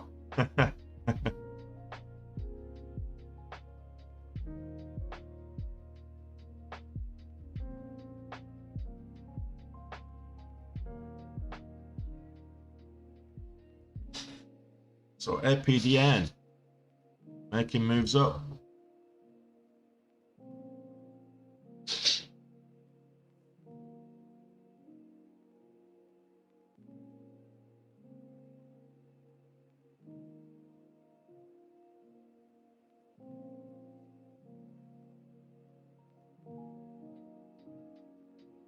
Good Lord. She makes for good entertainment, that snoring mutt.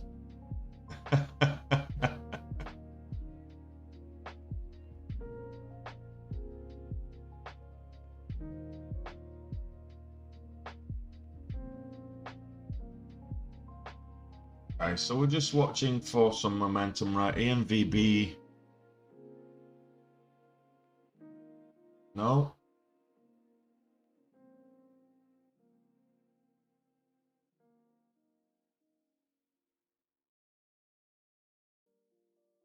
Me, or is the feeds just halted?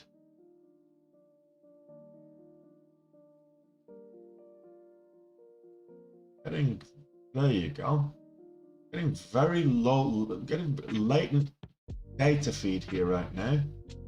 Not sure why.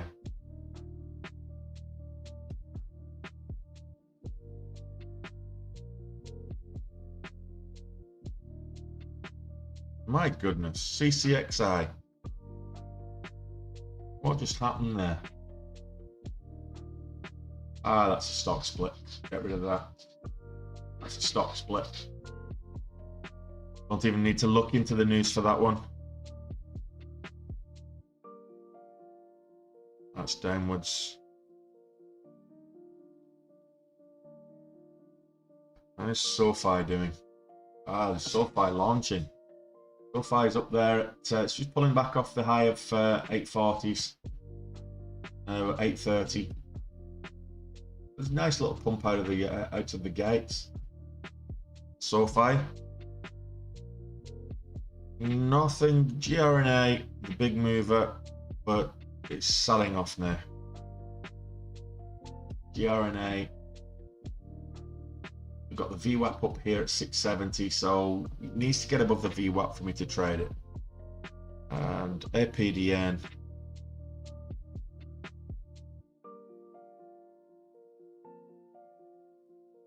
APDN, it's up there, but not really doing much in terms of movement.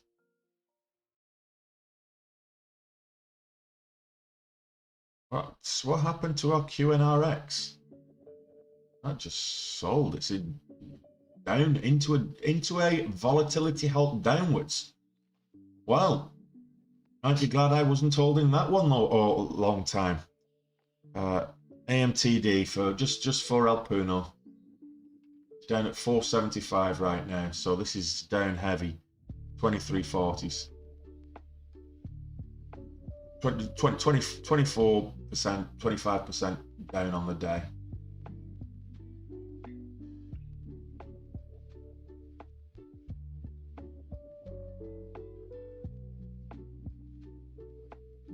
Something wrong with my system here. No, I'm not getting these. I don't know what's going on here with my system. Getting getting delays on the data.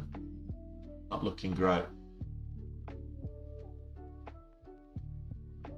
HSCS.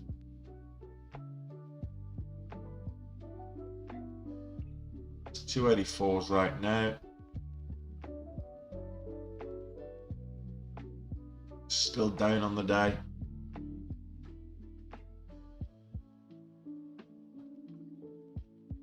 Don't know why I'm getting the why it's like this at the moment. Mara flying up with coin, is it? Coin. Mara. Yeah. Or is that moving up with Bitcoin? Where are we on the Bitcoin? The Bitcoin is testing 23,000 again. It's 2395. So Bitcoin did briefly get. Let's have a look at it on the hourly on Bitcoin. 2396. So. So 22,960. So we're testing that, trying to test that $23,000 level again on Bitcoin. It's moving up, so that's why Mara's moving up as well.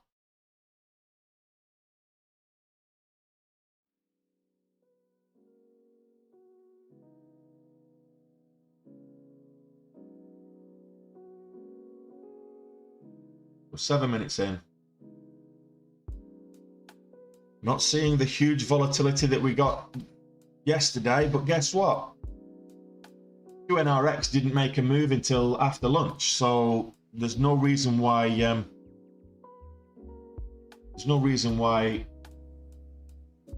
we'd have to jump in patient. They say that in trading, there's more money made in waiting than there is in actually trading. So just bear that in mind. Waiting for the right setup can pay dividends. Jumping in on the wrong setup is going to cost you money in the long term.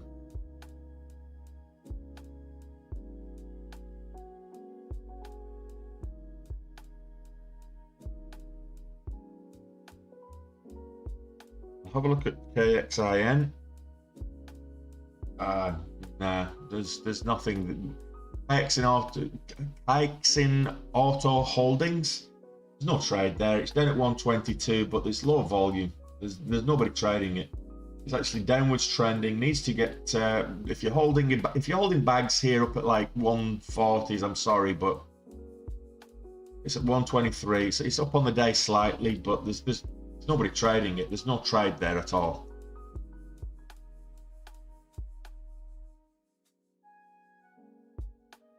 Okay, so let's have a look at the SPY on the.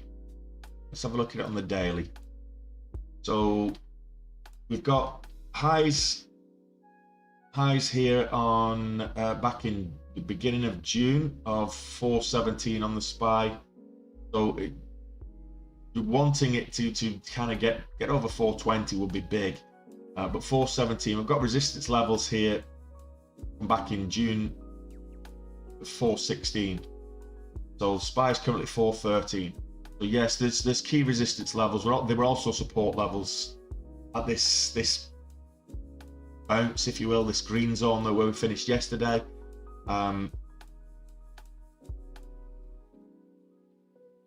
There is a resistance level here, right where we're at. Support, support, support, resistance, support, resistance, resistance, all across here. So yeah, this key areas on the SPY is this yesterday's closing.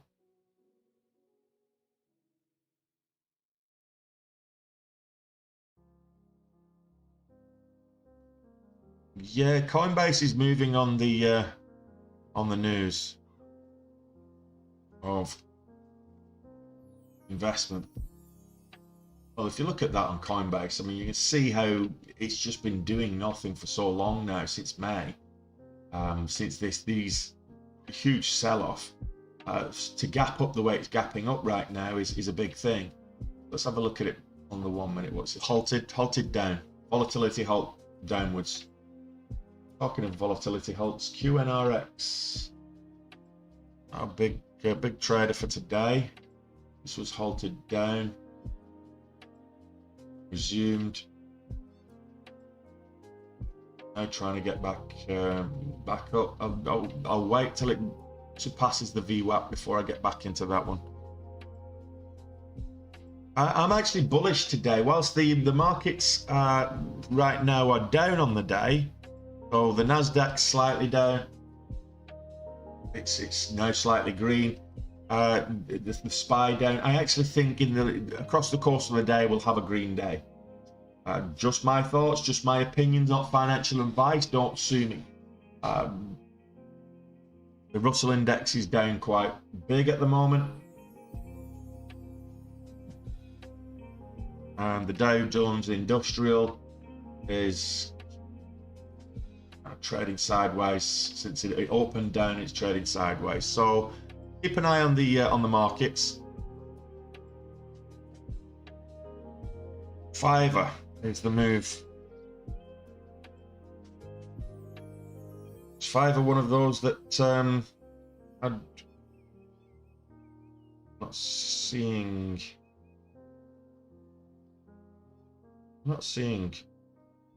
any. Thought they might have had earnings today. I'm not sure, but doesn't look like it.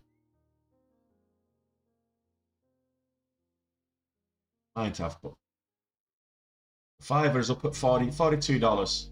Having a really good day. Let's zoom in. I mean, you probably can't see it very well up there on TikTok. Alphabet. Yell. Is that okay if I yell like that? Oh, you meant yell the oh, right, okay. Yell as in the ticker. Okay. I thought you were asking. I thought you couldn't hear me properly, Alphabet. Sorry. The yell's up at 7:30s. Having a good moment. 54% up on the day. Very good moment. You get the message. Put the $sign in for it. It's a ticker. Yeah, I'm with you. Oh, I'm so funny. I crack me up. Nobody else laughing, but I am.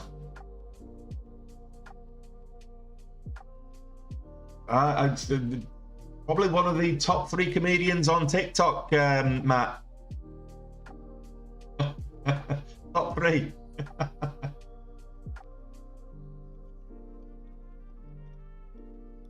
GAN, this is a recent IPO, and this moved last week, I think it was. Heavy.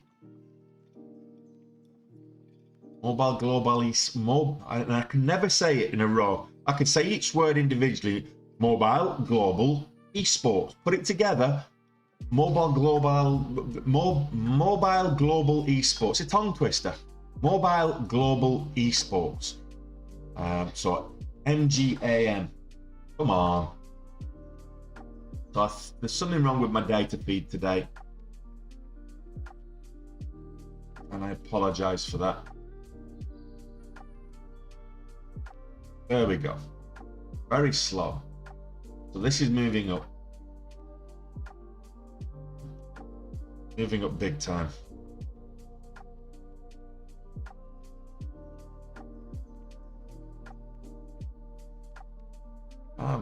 Dog groomer, Matt? Dog carer? Something along those lines. Yeah, so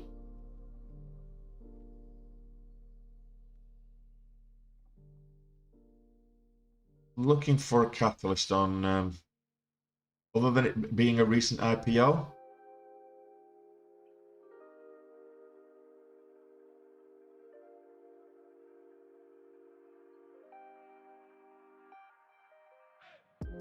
No. Westport Cap, there we go. Today, Westport Capital announces closing of 6.9 million initial public offering for mobile global esports, which just this morning announced the closing of the IPO. The IPO is complete. We can now trade it knowing full well that all the shares are out there. How many shares are there out there? Well, we've got a float of 15.5 million, so 15.6 million are on the float.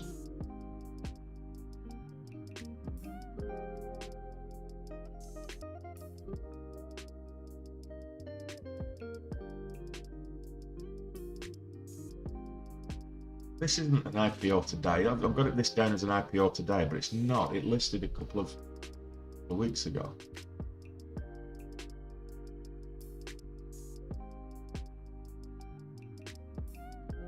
A lot of volatility with IPOs in the last while. Just taking a 5,000 share position there. Give it 20 cents. Actually, I'll give it 25.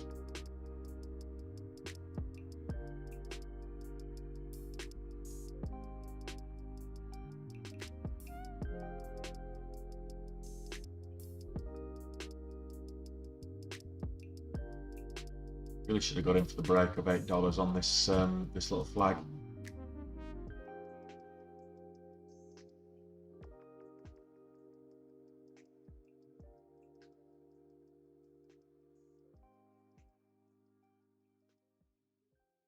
Oh, get out if it breaks below $8, or stop at $8.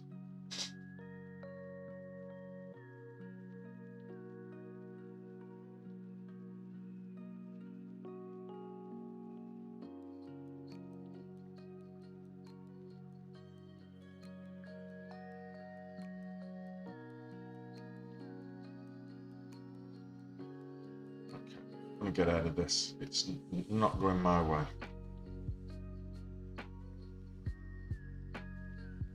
There we go. Got stopped out. That's all right. What did I get stopped out at? Bang on $8. So I've lost. First candle breaks a new low. Go exit the position. That's okay, you're allowed to be lazy. I knew what you was talking about, Alphabet, but it just set me up for a dodgy dad joke. Alright, let's have a look at some of these.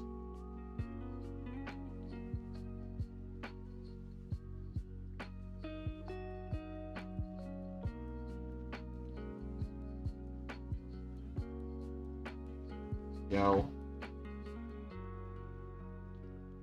Having a great day, 55% up.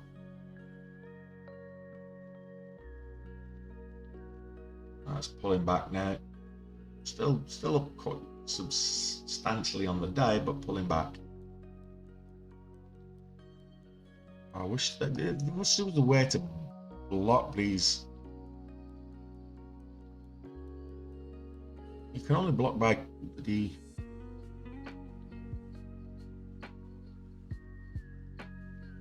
You can block by what they say, not by the name. It's annoying.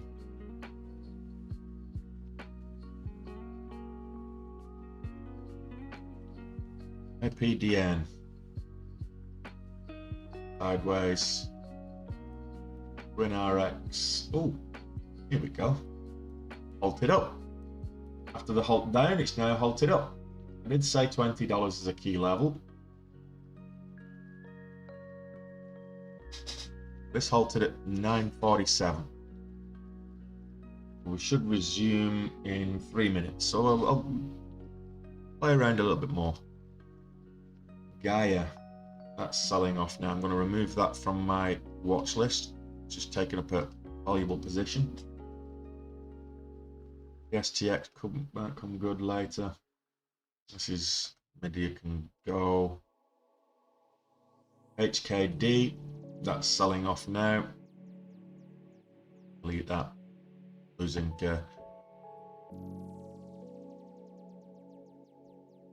AMTD. Sideways. Double bottom formation maybe. I'm not convinced. Caspian. Oh, that's just a mess. Not seeing any pattern there.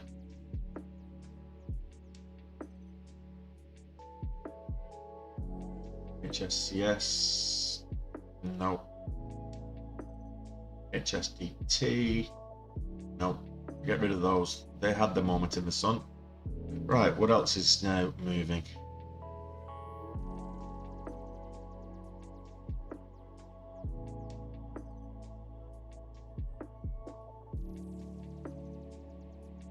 Try this again.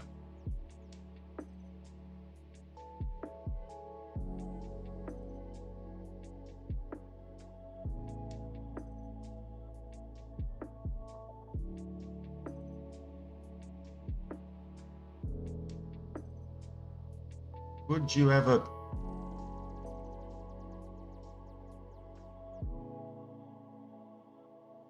do one with your spam?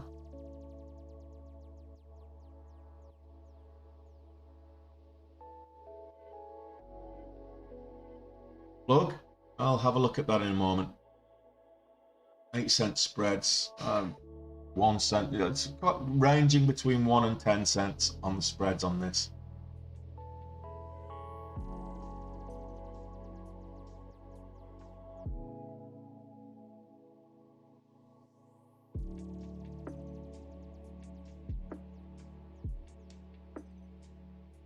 Which is not looking great. Might get stopped out again.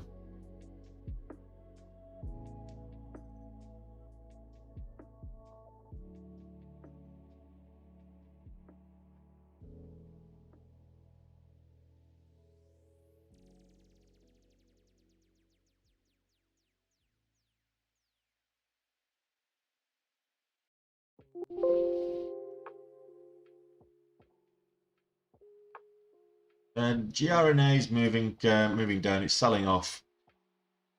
Green light. I already had a look at brush earlier.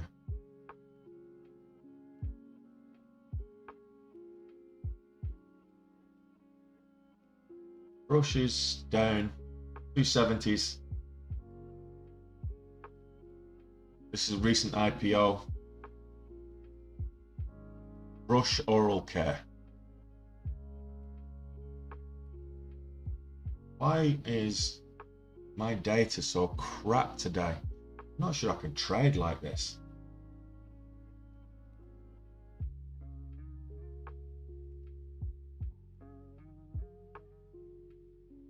Won't be able to trade like this.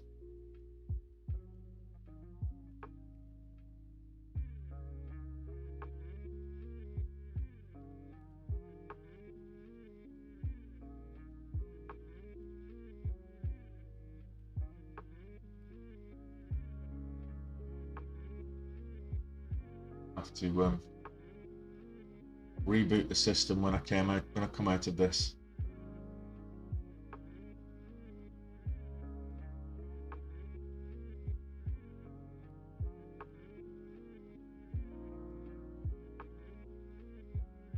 Let's stop in place at 7.95 here, so we'll get the bounce on $8, or if it breaks this this floor, it'll stop me out. So I'm not too worried about that.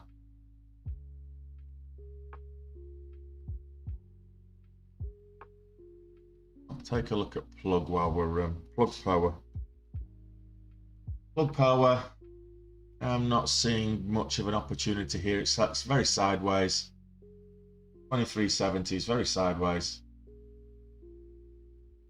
Had nice double bottom here, moved up, but then pull back. So that was your opportunity on this double bottom for, you know, going green here. Plug, not convinced right now. Oh, there we go. Got stopped out there. So I've just given back to it nearly 3,000 off the top from with MGAN. So I'm looking at Qnrx for, oh, ouch, wowzer. That's a massive volatility halt. We've got the halt up, and now we've got a halt down. On resumption, massive gap up. We're looking at 1720 as a resumption. So this is going to gap down towards here. So we might get a nice hot bounce on this. When does this 58? So we've got 3 minutes. I missed the last resumption. But we might get a nice hot bounce on this one. And it gaps down. Looking like it's going to gap. How much does level 2 come into my trading? I don't trade on level 2 in terms of using it as exit and indicator. I look for level 2 for confirmation. So I look for level 2 for confirmation on support and resistance areas. Is there any big orders at a particular level? Whether it's buy or sell orders. And that way I can see if there's definitely support at that level that's expected. I map out the support levels, but I can also see if there's support level, and if I see there's big buy orders at a certain level, I know that I can, you know, maybe even adjust my stop below that level because those orders are going to get in there. Conversely, if I see big sell orders at a certain level, I might not, or slightly above a certain level, I might wait for the confirmation to get beyond that before I enter the trade. So level 2 does come into it. But not so much. It can also be manipulated at level 2 quite easily. I'm using level 2 now to look at the, you know, resumption levels and things like that. So if you're looking at you know, volatility halts, you look on your on the montage, look on the level 2 for where the bids are, because they clear up. What they do is they clear off the order book. And then you can look at the first orders, and usually the first 2 or 3 orders on the level 2, and that's where it's going to resume. So yeah.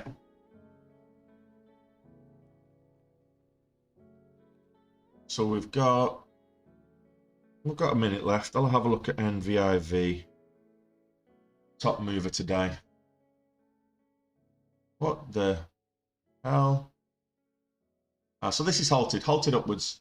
9:45. Halted at 9:50, halted 2 minutes ago. So yeah, Qnrx is in a volatility halt downwards, crystal. So, and it's going to resume at, you know, a good $1 down. So whoever's in this right now, not only did it flush from 21.50 all the way down, it's going to resume at a good $1 down. So I'm looking at potentially buying this for a bounce. I want an indicator. QRTEB.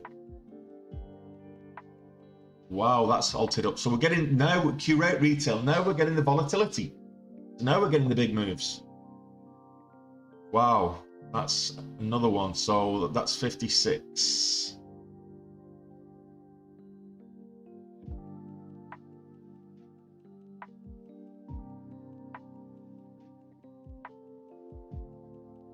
So next couple of seconds.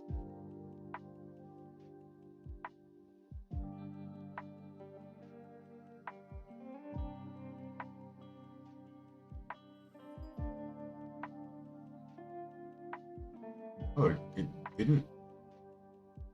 didn't halt down. I was expecting it to gap down. All the indicators are saying gap down. It's gonna halt again. 1657 is a volatility halt, so it might not get that far. It's sector volatility. That's why there's so much moving in this sector right now, lady. But it's a very low float, which is why we get so much volatility. So it's just under 1 million share float. So everybody's wanting to trade it. So that's why you get the volatility.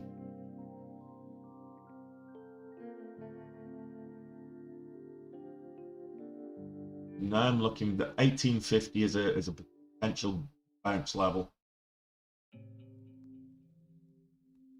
1615 is the halt down level. So it's got to break lows to go into a volatility downward, halt downwards now.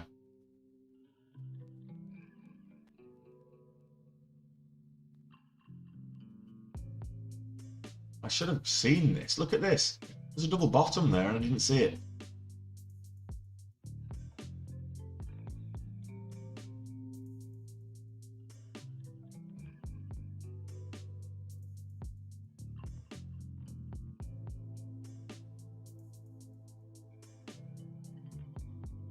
Trading halts last. They more often than not, it's for 5 minutes. They can be 10, 15, 20, or 30 minutes.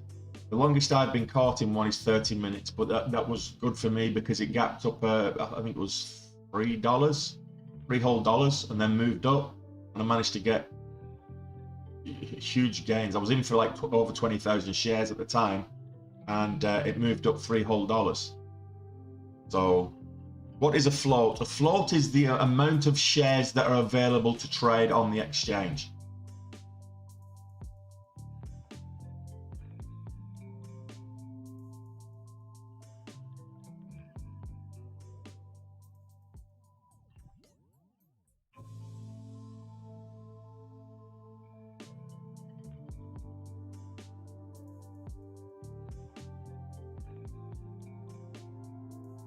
Spreads on this are like 14 cents.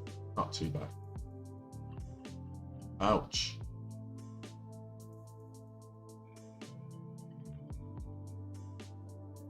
Now the spreads are 50 cents. I probably won't trade this in the open market with a 50-cent spread. Spreads have to really narrow up for me to trade this. Gap down 1583. There we go. Halted down again. Oh, false halt. There we go. Another false halt. No, we've actually, this is a legitimate halt, it looks like.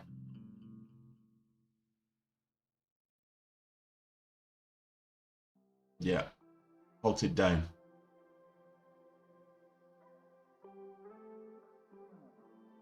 Still trading. There we go. There's the volatility halt. So let's have a look at what else is moving.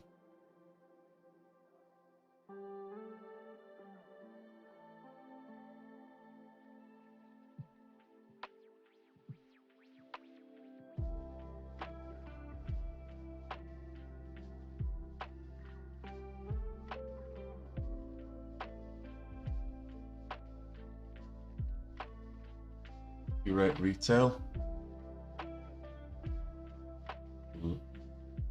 Just to get, I guess, what's the spread on this? Again, we're looking at big wide spreads. So yeah, got into a nice position today, and I don't want to be giving more back. So this one's looking very, very good. Look for an entry. 1112 is the halt up, and I couldn't get it. Oh no, there we go.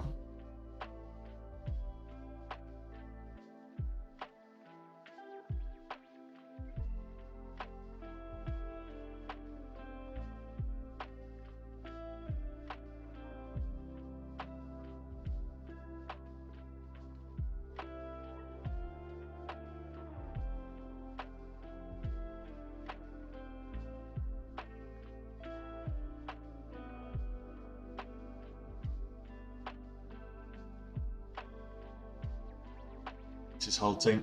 There we go. Right, okay, that's looking like a 75 cent or 50 cent halt up. Okay, so we're just caught in a halt. We've got 10,000 shares. We've got 10,000 shares. We look for a break in the at $11. It got this little micro pullback, and then when it broke a new high, that's when we got in. It pulled back to $11 and then moved up. So got in for 5,000. Then it looked like it was likely to halt. It was a false halt, so I got in some more and doubled up with a view. This is guesswork with a view to it halting up. So if it halts up, I'll be in a very good position.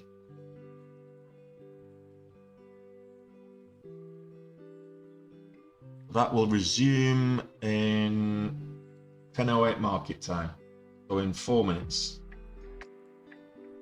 Let's have a look at Qnrx. I was looking for that to get back above 17 here, and this is not great volume on that one though.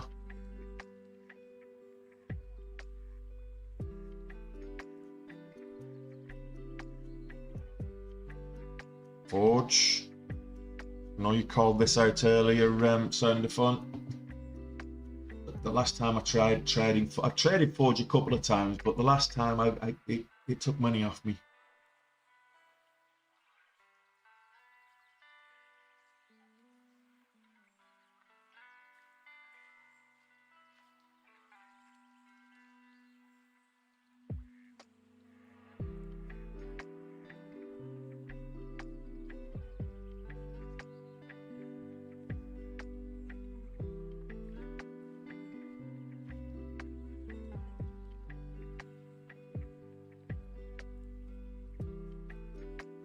So it'll be 5 minutes. If it does gap up 50 cents, that would be nice. How do you know when it resumes? You don't. You can, if you got a code for the halt, then you'll get it'll tell you which one it is. So it's between 5 and 10 minutes usually. How much am I in for with in vivo?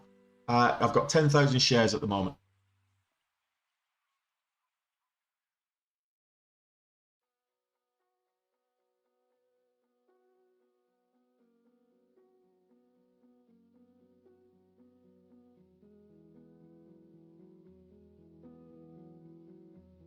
So I will know. So I'm looking at this. It tells me when it was paused. So then you look at, okay, 5 minutes from there. So 10:08 market time and 38 seconds is when it will resume. Give or take a couple of seconds, or it will be 10:13 if it's a 10-minute halt.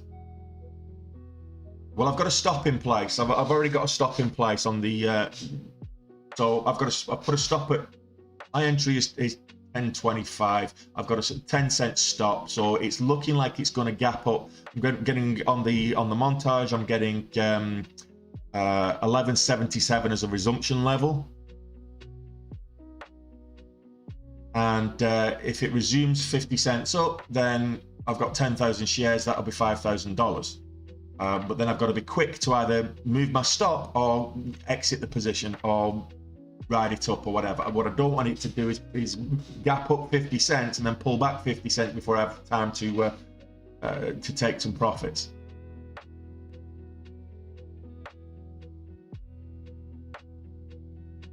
Which is why it's often good to have a trailing stop in place. But I put a static stop in place instead, which is probably not the best idea of mine. We've got 30 seconds.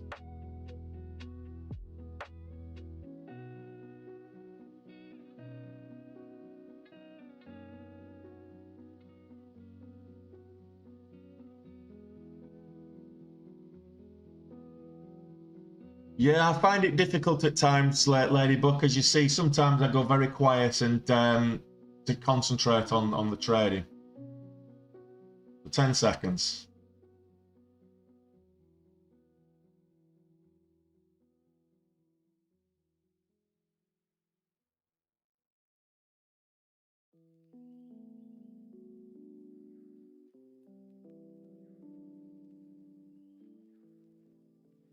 So I got stopped out there for 2,500 shares. That's not bad.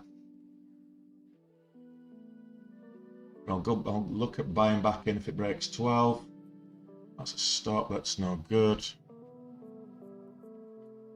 Oh, what am I doing buying up there?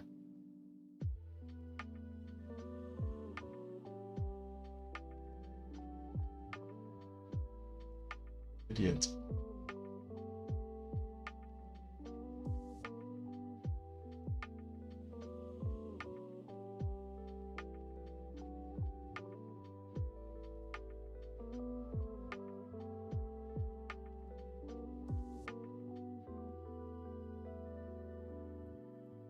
I'm in at 1250. I've got a trailing 2,500 shares trailing stop on this.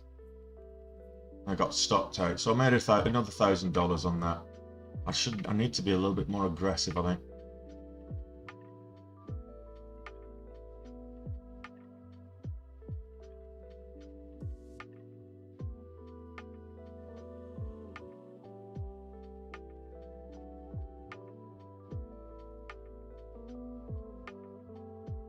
$68 is my average cost.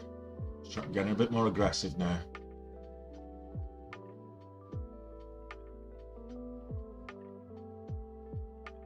Pulling back. Just as I get aggressive, it decides to pull back. It's typical, isn't it?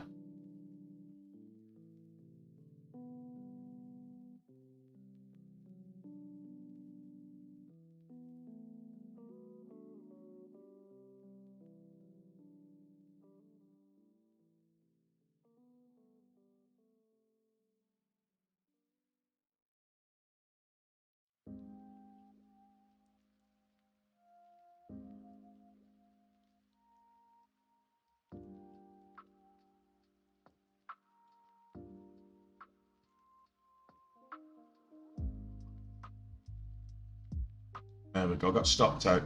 Broke 1250, I got stopped out. So that's put me 1,400 down on the day, 14,000 down on the day. So much for having a good start to the day. What else is moving? Qnrx, I wanted a bounce on that one, didn't I?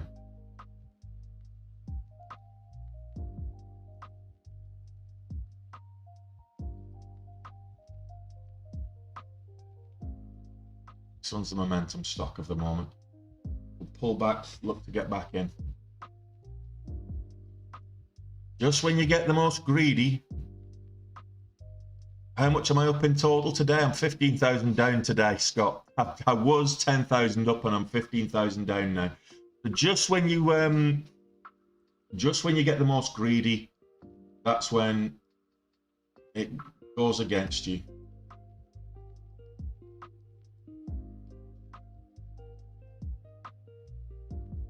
So we've got the breakout there, a little pullback, and then the breakout for the break of $13. And it looks like I'm getting faked out here.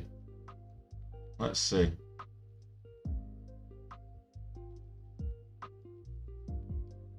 I've got 116,000 equity in my position before I started today. I don't want to be giving all this back.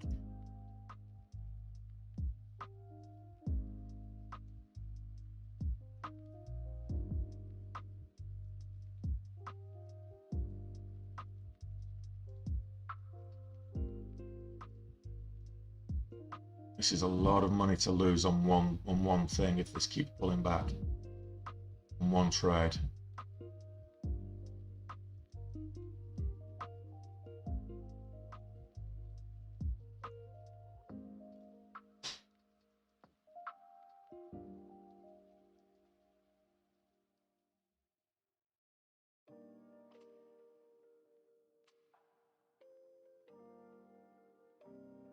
Right. Holding that position on big size, probably not the best idea. So I'm down right now 32,000 on that. Yeah, I'm way up on the month, I'm way up on the week, but this is what happens. You get greedy, you get overconfident, and you give back huge amounts of your gains. And look, it's just frustrating as hell. Just when you think, yeah, I'll start swinging big and getting a little bit more aggressive to make bigger gains, it always goes against you when you get greedy, when you get more aggressive. No, this is looking like a sideways resumption.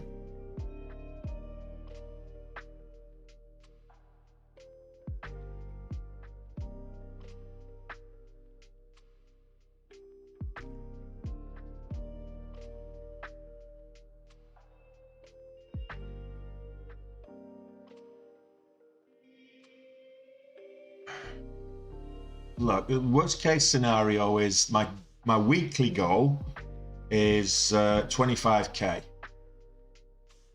Right now, based on this, I'm going to be 46k down as it is right now. So my weekly goal is 25k. I'm already 100k up, so I'm giving back half my gains on the week, which is absolutely shocking trading. Just going too big. Figured, yeah, absolutely. Well, let's get aggressive. Let's move up and get aggressive here. There was a little break of the $0.50 at 5,000, went in for 50, another 2 5s, and oh no, this is just ouch.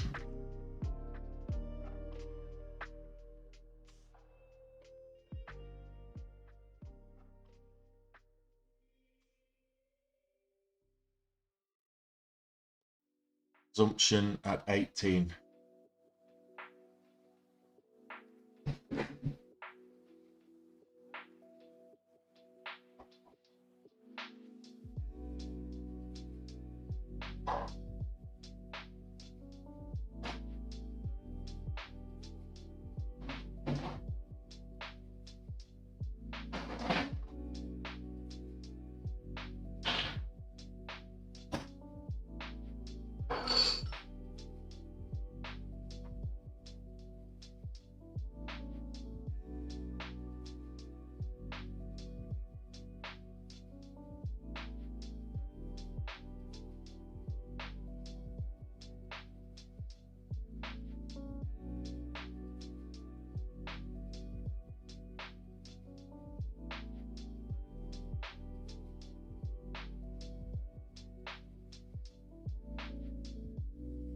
Shut up, Matt.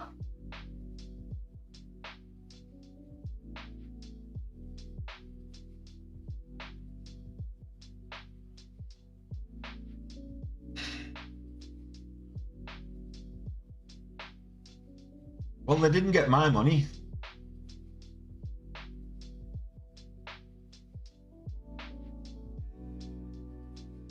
It's not my money until I withdraw it at the end of the month. That's the whole point.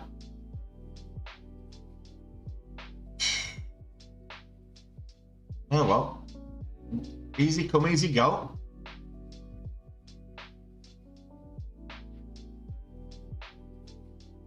What am I drinking? It's just water.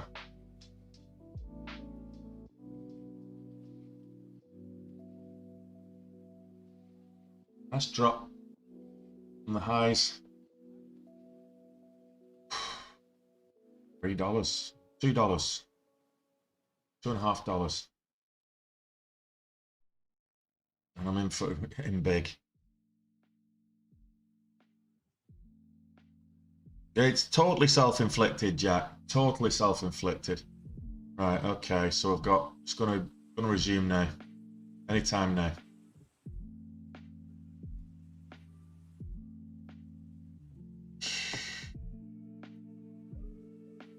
Up. Up. Up, you bastard. Come on. Do it.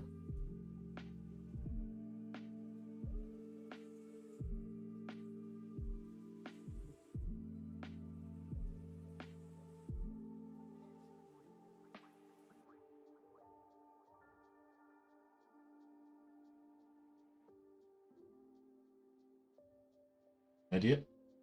Even adding to the position.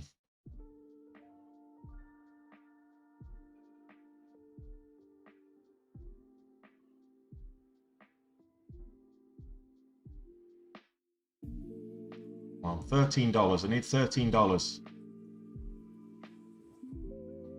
Don't like that wick though.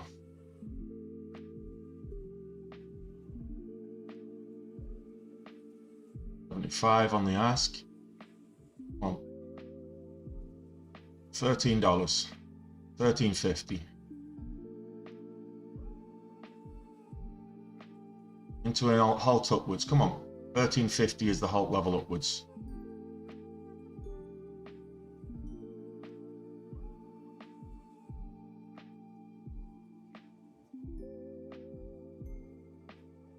12.70 on the ask. Come on, let's get over $13. Do as you're told. Everybody start praying for $13.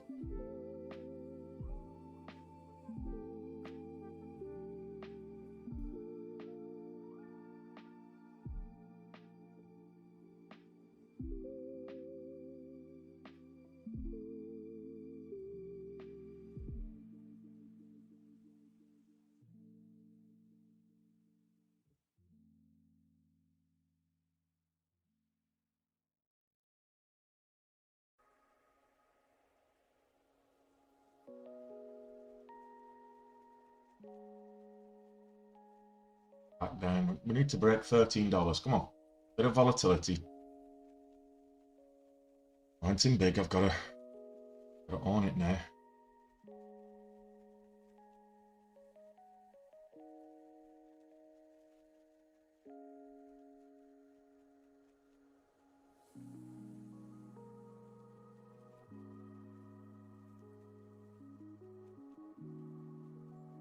Dry mouth. Right, it's finding resistance at 13. Finding it difficult at 13. If it's been in lower highs though, so sorry, higher lows rather. Just need it to break that $13 for me. Come on. 88, 95. There's 13. Rejected at 13 again. Come on. Do as you're told.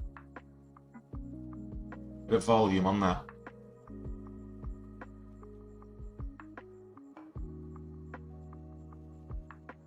My God, this is nerve-wracking. I shouldn't be trading this big.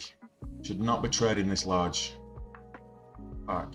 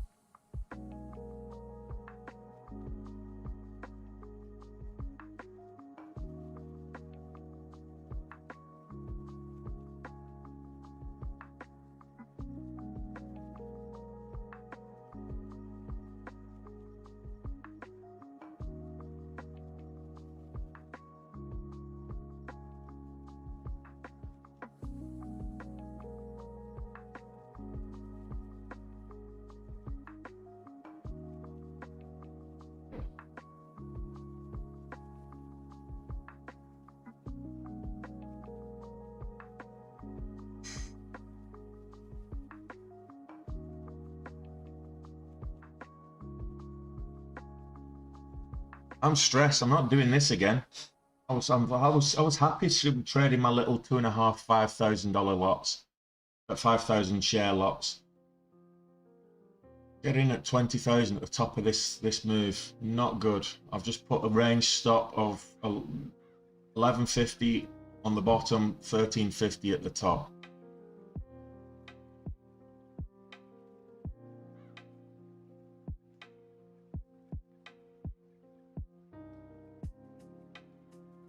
It'd be a good idea to start all over again, absolutely. Start this trade all over again. Rewind 20 minutes. Either which way, I'm going to get out of this trade and call it a day, one way or the other. It either goes up and breaks 13 and gives me gets me back green on the day, or it goes back down and breaks 1350 at 1150 and takes about half my gains off the week. It gives me arguably my biggest ever loss on a single trade.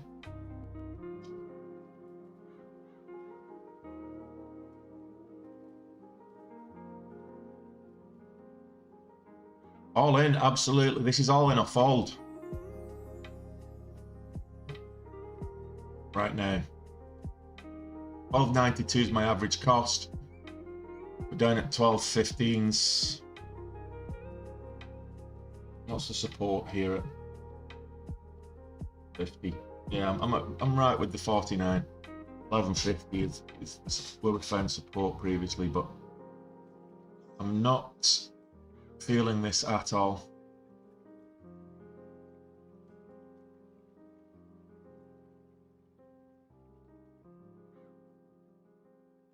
Feeling sick right now.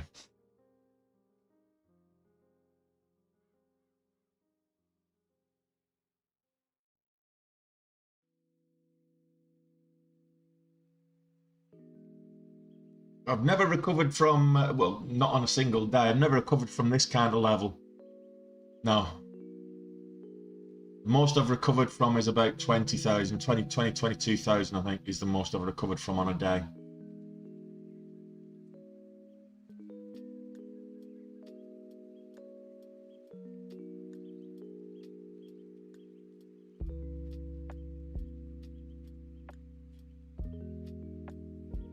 This is going to stop me out now. That went all the way down to 11.52. 3 cents off my stop. Here we go. It stopped out now. It's going to break down past the $0.50 and stop me out.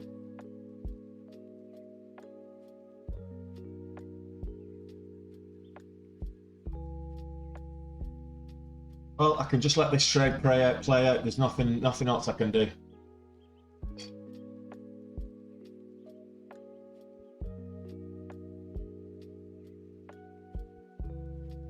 In a flat bottom there at 11.50. Descending wedge into a flat bottom is usually bearish. Get back over 12.50. We might get a run.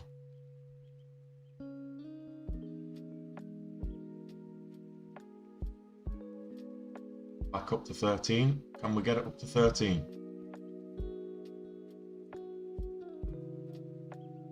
Can we break 13? Not enough volume, I don't think.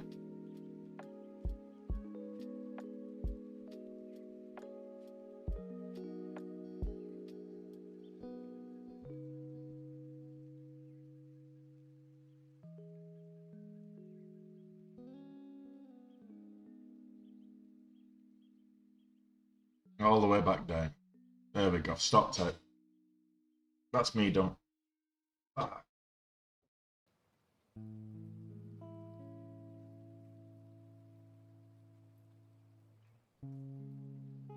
Oh well.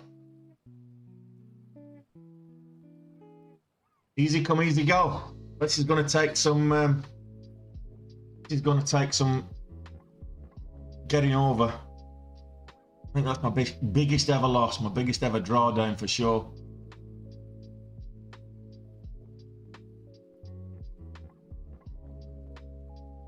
This is going to take some getting over. For sure. Well, I'm still, look, zoom out, Tony, zoom out. This is the life of a trader.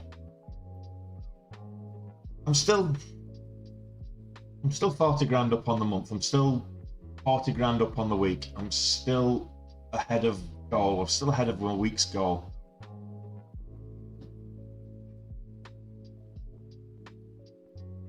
Look, I'm going to end the stream there, guys. You've just seen me giving up 60% of the week's gains. So I will see you. I may see you later. I may not. I might be crying into my into a pizza or something. But I'll be back tomorrow. And I would look. This is how you felt on Monday, Alistair. So don't worry. It happens to the best of us. We get greedy and it goes against us. And it's always when we're going for the biggest size we get greedy. But look, it happens. I'm going to end the stream and I'll be back. I'll be back tomorrow at the latest. I'll see you then, guys.